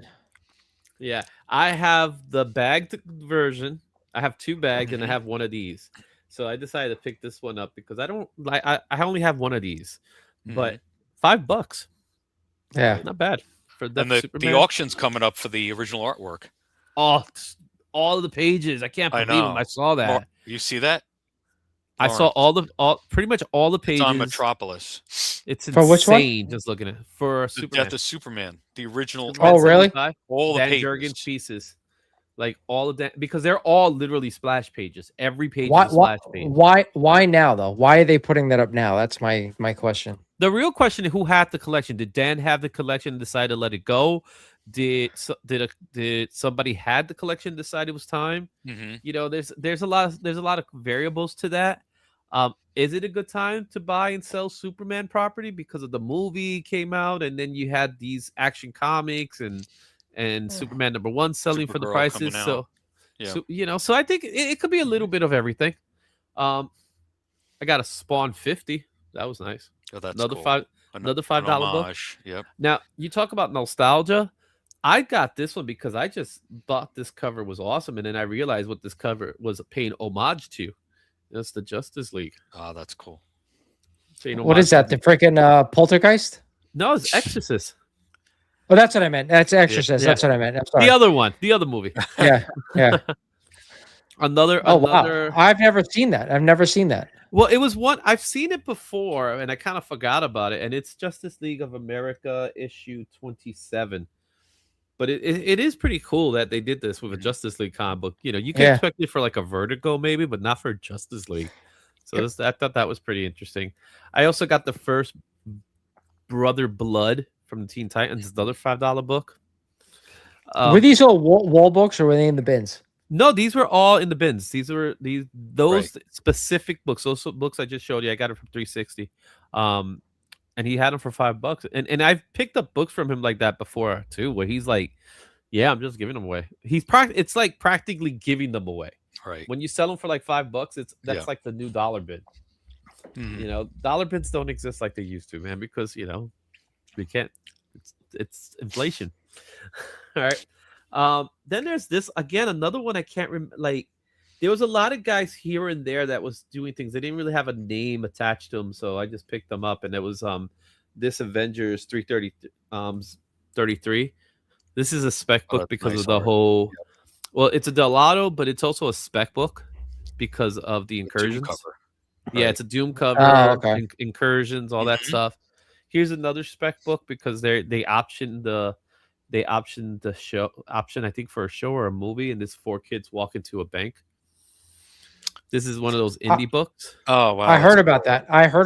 That they're going to option it was that. Funny. So when it got optioned, this book went as high as like $30-$40, right? I got this for a $5. Mm-hmm. That's cool. You know what I mean? Yeah. Here's another fun book talking about Absolute Batman. This was a cool one. It's not an Absolute, but it is an Elseworld. I love this cover. I had that when I was growing up. So Murph said that was his book that you picked up. Oh, okay, good. Well, thanks, Murph. Like I said, I can't remember everybody, so I'm sorry. I have to apologize. I can't remember everybody. I'm an old guy. I did also get a blank. I got a New Gods blank. I might already have this commissioned out for somebody. And I got this from Zap, believe it or not. I went to Zap Comics too afterwards. So here you go. I was at Zap on earlier this week, and I picked up a bunch of blank covers for my buddy Jin. I don't know if you guys know, he came on and he did a bunch of art on the channel. We're probably going to do it at the end of this month as well. So I know you're an artist as well. So I picked up like 15 to 20 blank covers for him at Zap, and that was one of them as well. Yeah, Zap has some good ones. So I picked up that one. I also picked up a Batman RIP cover that I thought was pretty cool. This one was another one I picked up. Now, it was opposite Jared, so that's where I got this one. And that was Star Slayer, First Rocketeer. Okay. All right. I wouldn't even have known that was the First Rocketeer. How much is that? $20. Oh, okay. Okay. Yeah, I was gonna say, there's no way it's First Rocketeer. It's $5. There's no way. Yeah. Imagine. But the way you know is if you go back here. Oh wow! Oh. There it is. What issue is that? This is Star Slayer issue 2. Show it again. Show the cover so the people out there so they know. Because I wouldn't have known that either unless you just showed it. So yeah. All right. So this Learn first Rocketeer, Dave Stevens, love. $20, and it's a really good condition. This is one of those books I'll get slabbed. Sure. And here's another one that I got this. I think I might have got this from Very Gary, but I'm not sure. But it's the You did, because that was one of the ones I was standing next to you, talking to you when you were doing it. Yeah. So I might take this to Jim Starlin. It's a newsie, but it doesn't matter. Right. It's nice. So that's some of the stuff I got there. I also picked up a couple of slabs here and there. One slab you're familiar with, I'm sure. Uh-oh. So let me see if I can grab it here. So here's one I grabbed. Oh wow. Somebody was talking Daredevil. Yeah. I kept saying the first Daredevil, and I meant to say the first Bullseye. So, and this is a book that I've always wanted to have, but I never put it on like a list to get because I always think it was out of my reach at times. You know how certain books feel like they're out of your reach, but the price was impossible to pass. Yeah. Right. You know, and all those have come down a lot. You know, so the first Electra. Right. Yeah, I got this from Chinmo. Chinmo was doing it. So he was like, so I was like, I immediately just bought it from him. So he gave me a great price on the book. Like, again, couldn't pass it up. Let me see if I can find the other ones here. Yeah, a lot. He bought a lot of stuff. So people, he was there early, but like I'll tell you how I opened the doors pretty much. Yeah. So I got this one. This is the first Silver Sable. Silver Sable, yep. Now, take a wild guess what I paid for this book. It's a 7.5, so it's not, it's not 9.8. But it is $25. Close, very close. 30. All right. It's still worth it. It's slab. It's a slab. It costs more. It costs more to slab now. Yeah, now it costs more with the ship if you count shipping and all that stuff. Yeah. But I saw first appearance of Silver Sable. She's one of those characters that maybe someday, right? Who knows? And it's like it's an old enough book that it's probably worth it. You know what I mean? So why not? And I know I got this from. So you know how before you got into King Kong, there was like an area where you make the line. Yeah. And there was these guys. It was one of those guys. So that's where I got. Humble Comics. Yeah, there's a guy Humble. Steve, yeah, that's the. He was set up all the way on the back wall there. Yeah. Yeah, he was set up in the back wall. So those were that one. Those were the two slabs I got, and of course I got the other one that's hanging back there. Yes, that I'm pointing to right there. The 101. The 101. The 101. Okay. He got that for me from the collection that buddy of mine was getting out of comics. So I put it right next to the Jubilee, and you can't. It's kind of hard to see it, but it looks good. There's little figurines right next to them, right in front of them. So I got the little figurines. So I had to get that because, as I told you, I named my daughter Phoenix. So now cool. One of my daughters is Phoenix, the other one's Jubilee. So now I got both of their first appearances. Your daughter's really name is Jubilee? Her name is Jubilation. Oh, that's right. You did tell me that one at the time. You did tell me that. I gave her the full name. I was like, screw that. I'm giving her the full name. We call it Jubilee, of course. And Shauna Rain 8605 says Mighty Comics and Collectibles is a legend. Nothing but love for Nebraska. Brother, you're the legend. Thank you so much. You are the legend for watching. Appreciate you, man. What were you saying? No, so yeah, I named them. That was a name. So Jubilee was the first one. I had her name already scouted before me and my wife even started dating. In fact, my wife was going into the relationship knowing that if I ever have a kid, her name was Jubilation. How did your wife take that? Like you loved it. Come on, how did you? You loved it. So for a lot of people may not know this. There's no real moment of me and my wife meeting. So you could technically say me and my wife met when she was born. because we grew up in church together. Okay. So, Okay. and crazy story. I love telling people this part. I held her as a baby at the age of 3. How old are you? I said 3 at the age of 3. I was 3. She was a baby. Okay. So how did you hold her at 3? So I held her in my hand. My mom and her mom were like, okay, you want to hold the baby? And I was like, yeah, I'll hold the baby. And I just, hold the baby just for a couple of seconds. And I do remember that. As crazy as it sounds, I do remember that. But I would have never told, of course, never in my wildest dream would I've said, this is going to be my wife. You know what I mean? But that's a little cute story that people say, like, what? I also have to preface it by saying I was 3 before anybody says anything else. Right. When she was 3. Right. No. When she was born, I was 3. So that's the thing. But yeah, so during that time we knew each other from church. We did our thing. I dated elsewhere, other people. She dated other people, and then we started dating somehow. So it was something that she always knew. Like, because everybody knew I was into comics back then too, so I was always into comics even at a young age. So everybody knew that, and I would say, yeah, if I ever have a kid, I'm gonna name her Jubilation, and she knew that. So she got into the relationship knowing that. So Run Me Through says, like, yep. and she named Phoenix. Run Me Through says your daughter is named Jubilation. My daughter is named Ileana. They're best friends now. Do you know him or no? No, I don't know if I know Run Me Through. So I will have to actually know him. But my daughter's her choices of friends are very interesting to me. I gotta move up so the other camera can catch me. Yeah, I keep going in and out. I don't know why my fucking camera goes. It's freaking. Well, it's because you got the vertical, right? The vertical. So that's I don't know, thing. But it's one of those things. And there's the Incredible Hulk right there, the one that I was talking about. Triple signed. Where'd you get that? So that's my fun book. And there's my drink. Right. So that's funny you say that. That's one of my earliest comics that I ever really got. I got it at a newsstand. I bought that in a newsstand. I kept it and preserved it for years. To the best of my ability, being a 12-year-old. And then slowly but surely, I got every signature. So the first signature I got was Peter David's.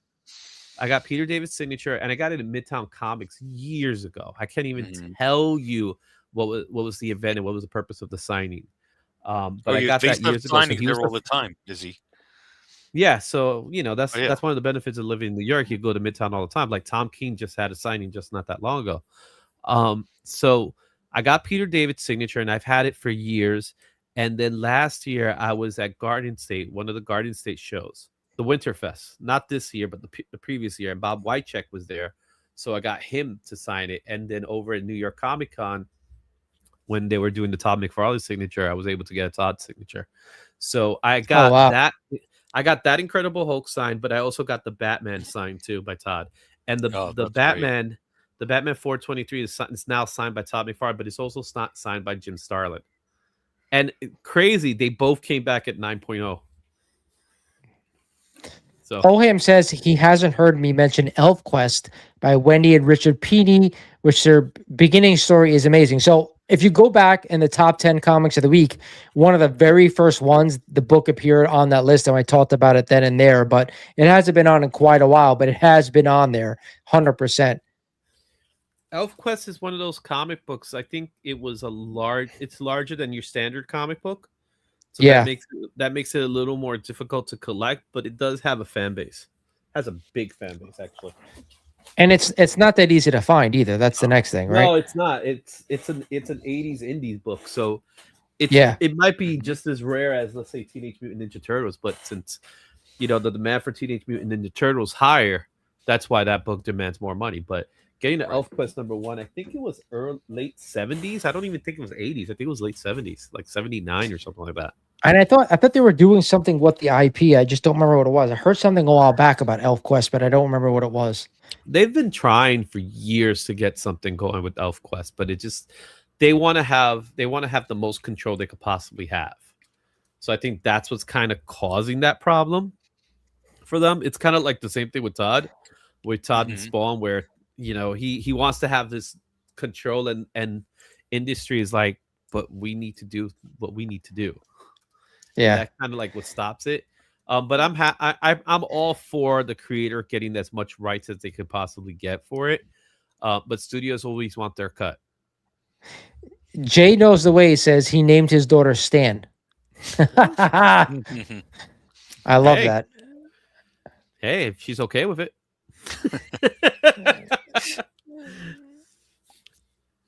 All Hey, right. Any other? I know a Dad, guy's what? named Carmen. My father. I'll give you another one. My father's name is Jennifer. That's What? get the fuck out Yeah, of here. I'm not kidding. Carmen, father- I've heard, but that's Right. I would say common in Hispanic heritage. Yeah. Jennifer is a different story, though. Named plural too, Jennifers. So that's one of those I- stories too, where a police officer Right. saved my grandma's life in Puerto Rico, and then she promised to name her firstborn after the police officer. My only, since they're both long gone, I can't Mhm. really vouch for it. But my guess is that was the police officer's last name. Wow. He hated it. Yeah, actually, he hated his name. I mean, yeah, if I was named Jennifer, I probably wouldn't actually like it hated it. either. So he went. How did he spell it? The same way, but he will spell it with an S at the end. So Jennifer. Jennifer's. Two Yeah. N's? Two N's, yeah, the same exact way. Mhm. Wow, that's So- I've never heard that. So he would go by his nickname Bopple, or he later on he adapted a name That Johnny. works. That worked. And then sometimes he just will go by Jay Laureano. In fact, when he passed away, it's been over 15 years now. When he passed away and we did the tombstone, we purposely decided not to put Jennifer's, and we just put Jay Bopple, like that, and then with our last name. Because we knew even in his grave he wouldn't want to see his name there. So we did that. Stuff like that. But he hated his last name. He hated his name. He couldn't stand it. Like, he would have legally changed it if he had the ability to. So one question I might as well ask you guys this since I have you on here, and it has nothing to do with comics whatsoever, but a content creator that has recently left the space, and I'll ask you guys about this because I wanted to ask it early on and then I kind of forgot, but I don't know if you guys noticed that Sticky Goose deleted all his YouTube content and his Instagram. Just how Yeah. recent? I don't know. Somebody sent it to me, and all his YouTube content was gone. The channel's still there, but there's no videos. His Instagram has basically been deleted. There's nothing there. So he self-banned himself? I don't know what he did. I know that he sold all his books. I haven't talked to him in a long time, but I was shocked that he would delete all his content because that's still a revenue stream. People watch old content, and that's still, so to delete all of it, that was quite shocking to me. Yeah, I actually chatted with him on Instagram because he was like, "Hey, I'm selling my stuff," and I'm like, "You have any FFs?" And, I've never had a chance. I never had a chance to meet Sticky, or talk to him or anything like that. I am one of the guys who was not a big fan of his little roast. Mhm. Not because I'm not a fan of roast. I like a good roast here and there. I just don't like the people he was roasting, if that makes sense. I didn't like how he was roasting certain individuals that he didn't know who they were and why he was roasting them. They just decided to pick on them. So I think that was punching down. But that was also that was like the first or second video where he did. So after that, though, did it like calm down or whatever? Yeah, and and again, I never I watched his content like everybody else would, but there was a part of me that also knew that he was kind of one of those guys to me. And again, nothing personally against him or anything like that. He was just one of those guys that I think he had a perspective of the comic book industry that wasn't entirely true, but it was true to him. So that I guess that's his perspective, or his perception, probably a better term for it. Because there was times I was like, he doesn't know the real story, and that happened a few times when I would watch his content. Like, if you remember, not what happened over here in Brooklyn, in the Brooklyn Comic Show with the comic book that was stolen We're He talking had- about Yeah, freaking what's his face? Yeah. What's the guy's name? Um, Oh man, what's his fucking name now? He just came back on the scene. So Nemesis Prime posted a photo. He's like, yeah, well. Nemesis Prime was Right, like a right. big. It was a big. He really instigated. What the fuck is the guy's name now? Now it's gonna drive me nuts. Yeah. Oh, it's in the tip of my tongue too. Oh But man, you know, I know what you're talking about. I know what you're talking about. he's like he's I don't know if he's Indian or he's like from that part of the country from the Yeah. world. Middle Oh man, Eastern, I'm probably, losing. probably a better way Yeah, of putting it, right? yeah. Middle I Eastern. forget his name, but he was like the big dude on Whatnot scamming people. He was scamming people everywhere. Yeah. Forget his fucking name now. That's gonna drive me nuts. Oh, it's right. not- Yeah, I remember now. It Right. wasn't Carbo. It wasn't Carbo. No, I saw that. I saw that. I was like, what? It wasn't Carbo. It was a different case. But No, what the? Oh my god, what is his name now? That's gonna drive me nuts. Carbo. What? No, it's not No, I know, Carbo. I It's just the laugh. fucking. we all know who it is. I bet you someone in the chat would know. Ah, fuck. 'Cause it's- Yeah, put it in the chat if you remember his name. He had a lion. His name is Ram Kassoon. I remember that. His There name. it is. Epic Nation. Epic Nation. That's it. Yes. So- All right. Okay. Luis it was so Mendoza, funny. my man. Good job. Thank you, Epic Nation. Thank you. So he put his video on he put his take on Epic Nation, and he gave like he did it like almost like his investigative reporting of what was happening, which was completely wrong. And I was that actually made me laugh. So I was like, no, dude, that's not how it went, because I was there that day. I was there that day. Thankfully, I wasn't there when it happened. Wow. But I was there with that day and how and what went down when he had his guy switch the book and things like that. And the best part of the story is the aftermath of the story. You know what I mean? With all the drama that followed within the weeks to come, and how Nemesis Prime was like drilling him. So I got to give Justin credit for that one. I mean, really he- hard. he was funny. Like Justin was very funny with that whole situation. Like, but deservedly so, obviously. But I don't remember that video that Sticky put out about Epic Nation. But like, I don't know how it took so long for Whatnot to ban that dude. I know he's back now selling Pokemon. Oh shit, yeah, he's so been doing Labubu's, Pokemon. yeah, So he's been sticking around a lot These in the guys anime resurrect, community man. lately. Yeah. That's kind of like where he's at now. Personally speaking, I got nothing against Epic Nation, because again, what he did, he was wrong. Of course, he and his guy did it, and he didn't really fess up to doing it. And it's messed up how he did it, and then other people that got involved. That's also the part that's kind of messed up about the whole story. But personally speaking, I don't have anything against Epic Nation, because I never had a bad altercation with Epic, so I'm not gonna. I won't say anything bad about the person. But what happened, and it's clear what happened. When you saw it, and I remember seeing Billy Bob. He was talking Ian, those guys from the Book and Comic Show. But I remember being there, and I rember my boy was there too. He was selling stuff like, "Yo, he was at my table." I was like, he could have taken something from me. It's like, but there was no way for him knowing it until after the fact. But it was pretty crazy, man. All the shit that came out about that dude, like I remember, like he was like renting cars or doing something and ripping people off. I don't know. All the stuff that came out was just wild to me. So, but regardless, back on topic here, I was just really shocked to see that he would just delete everything like that on a whim, considering like I said, it's a money maker. He could still, get money from the channel, like from older videos. That was about, yeah. So like that shocked me as all. That was all. Just sad to see him go, because I don't think he was a bad dude. Yes, he made some bad decisions with regard to content, but at the same time, like I had him on the podcast and we had just like a long conversation about like stuff that he enjoyed.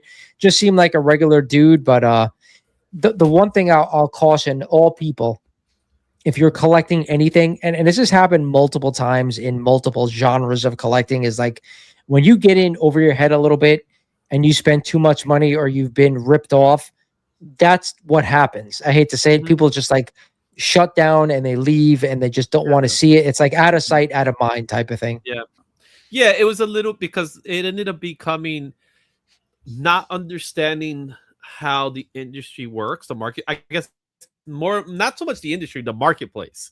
Not understanding how the marketplace could, it's like when you get into gambling for stuff like that, or you're playing blackjack or poker without having the knowledge of how to play blackjack or poker, you could have a string of good luck, and then out of nowhere, all this bad luck comes afterwards. Yeah. You know, he was definitely, he saw like a gatekeeper community type of thing, which I do admit does exist with certain individuals, but I don't think everybody's like that. That's the other thing. I said that's my question. Like, people say that there's gatekeeping. I have never experienced that in anything that I collect, and I collect a lot of fucking shit, as you guys can see here. Like, I've never experienced that. So tell me how some people experience that, and I've never, of all of the genres of shit that I collect. I don't understand it. So I think it's more like, I think it's not gatekeeping in the same way as your traditional gatekeeping, like you can't come here type of thing. But I think there is clicks, if that means something. I do believe there's clicks. I get that. And yeah, and I think those clicks are what seems to be gatekeeping, even though those clicks themselves are not gatekeeping. You get my point? So it's like, this group over here is doing their little thing here. This group over here is doing their little thing, right? But they're not telling you can't join them, but you feel like you can't, if that makes sense. You know what I mean? So yeah, Izzy, I would say on that environment, there's no, I've posted some things in CGC chat boards, and there's, you know, some people are great and I've answered questions, and then other people are like, you know, you didn't ask your question the right manner or something like that. It's like, you know, you got to, you know, you have to clear the filters first. And there was something else too where I posted like, hey guys, in search of certain books or something like that, and you know, and then I just got all these comments, and I was like, all right, why did I even bother? You know, and I get it. Like, first time, you know, and I even said first time posting, you know, hey, bear with me kind of thing, you know. So it's kind of hard to just sort of sneak in there. But, you know, by and large, you know, 99% of the people I've met in this community have been great. I mean, Lawrence and I are friends, and we met. Yeah. You know, just I was like, hey, dude, you live in you live in Bergen County. I'm like, I live in Bergen, you know, and I think that's how we met up. But even like YouTube in itself, like, it's just like, you know, you meet people, you talk on Instagram, you do whatever. Like, Izzy, I think I met you for the first time at the Garden State Comic Fest and stuff like that. So like you just, I don't know, like I think it really depends on like the type of person you are. But I haven't met many bad people in this hobby. But that's just me. Yeah, and the people I've met that I would consider to be bad people, they want to be bad people, if that makes sense. You know, they want to be the instigators. They want to bring the drama. Where I think the majority of people in this community, we'll call it, they just want to talk comic books to people that they can't talk comic books to, because it's hard to find comic book friends. You know what I mean? Especially us, man. We're, you know, we've reached an age where we're not interested in going to find friends anymore. You know what I mean? No, it's true. You know, so I mean, it's hard to find new friends. I mean, look, I'm a heavy metal guy, you know, so it's like, for me, it's like, you know, a grain of pepper in the middle of salt. You know, it's like when I find one person, I'm like, all right, dude, we got to talk shop, you know. Especially when you get older, right? When you hit like in your 30s and 40s or even older, like if you find a common interest with someone, like, hey, you have someone to talk to, you could bounce things off. Like, as you get older, it's a lot easier to make friends with someone. As you know, when you're younger, it's like, you know what, there's so many other things going on. When you're older, like, you know, I don't know, besides work and like maybe some family stuff, like this is it. Like, this is what we have now. You become like-minded. You know, this is the equivalent of just hanging out in a bar and having a couple of drinks with some people sometimes. That's how it is sometimes for us, you know. Oham says this should be a continuously Friday night talk. Love the insight from you guys. So it's funny you say that, because somebody mentioned to me like I should do like a regular like monthly show, like a live show, and I try to come on whenever I have time, but like I'm contemplating if I should do like one regular monthly show on a certain like Friday night or something like that everybody knows, hey, he's going to be live this night, but we'll see what happens.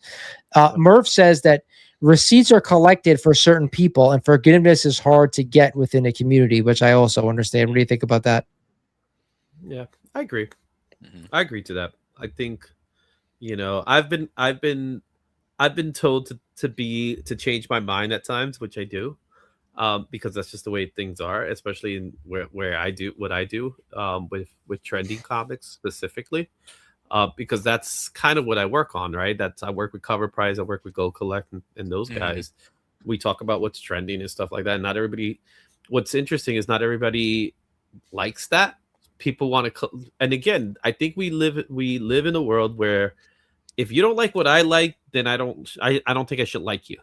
So I think there's a little bit of that going on sometimes. That's the problem. Yeah, it's fucking everybody is too like my way. Yeah, and that's the thing. It's like, buy what you want to buy. If you want to buy manga, buy manga. If you wanna buy modern books, buy modern books. If you want to buy, Silver Age and Golden Age, go for it. I personally don't care. As long as you buy comic books, that actually makes me more happy because I like talking comic books. I like talking, I can't tell you about the modern age stories that are going on because no one cares about them as much. But I know there's people out there that knows everything that's going on in every comic book. Like right now, recently, the recent Batman run has been pretty good. And I'm talking about Batman general and not absolute. Matt Fraction's he's doing something interesting with Joker, which I think will be cute. I'm curious to see. But at the end of the day, man, just love comic books for what they are, regardless of what they are. I agree. With that said, guys, it's almost 10:30. I'm going to call it tonight. We've been on for like 2 hours. So again, I want to thank both you guys for hanging with me. Izzy, you've been on multiple times, but Dario hasn't been on with me for like 5 years, man. So I appreciate both you guys for hanging out. Stop by for a brief moment, only because I had to say thanks for that, baby, because I really appreciate it. That was thank you for taking it off my hands. Yeah, that was a good one. When you showed that, so guys, just to make it quick, he showed the picture, and I immediately contacted him like within seconds of you posting it somehow, and I was like, "Is that book still available?" He's like, "Yep." I want it. Right. He gives me the price. Like, okay, good, so done. Yeah, man. I'm trying to get a bunch of like Instagram sellers, like dealers together to kind of do like some live streaming and claim sales. I haven't gone fully yet and figure out what I'm going to do 100%, but I'm just trying to get a bunch of people to kind of come on board. So if you're a collector, or if you're a dealer or an artist like you are, Izzy, and you want to pop on the show, I'm kind of scaling this out. I want to get a bunch of people and then go from there. So I'll keep everybody posted, but that was part of it. A friend who wanted to get out, so that kind of made me think about it. But I'll keep you guys informed. And again, appreciate both you guys for hopping on tonight, man. Thanks. Have a great weekend. You too, guys. Take care. All right. Take it easy, guys. Night.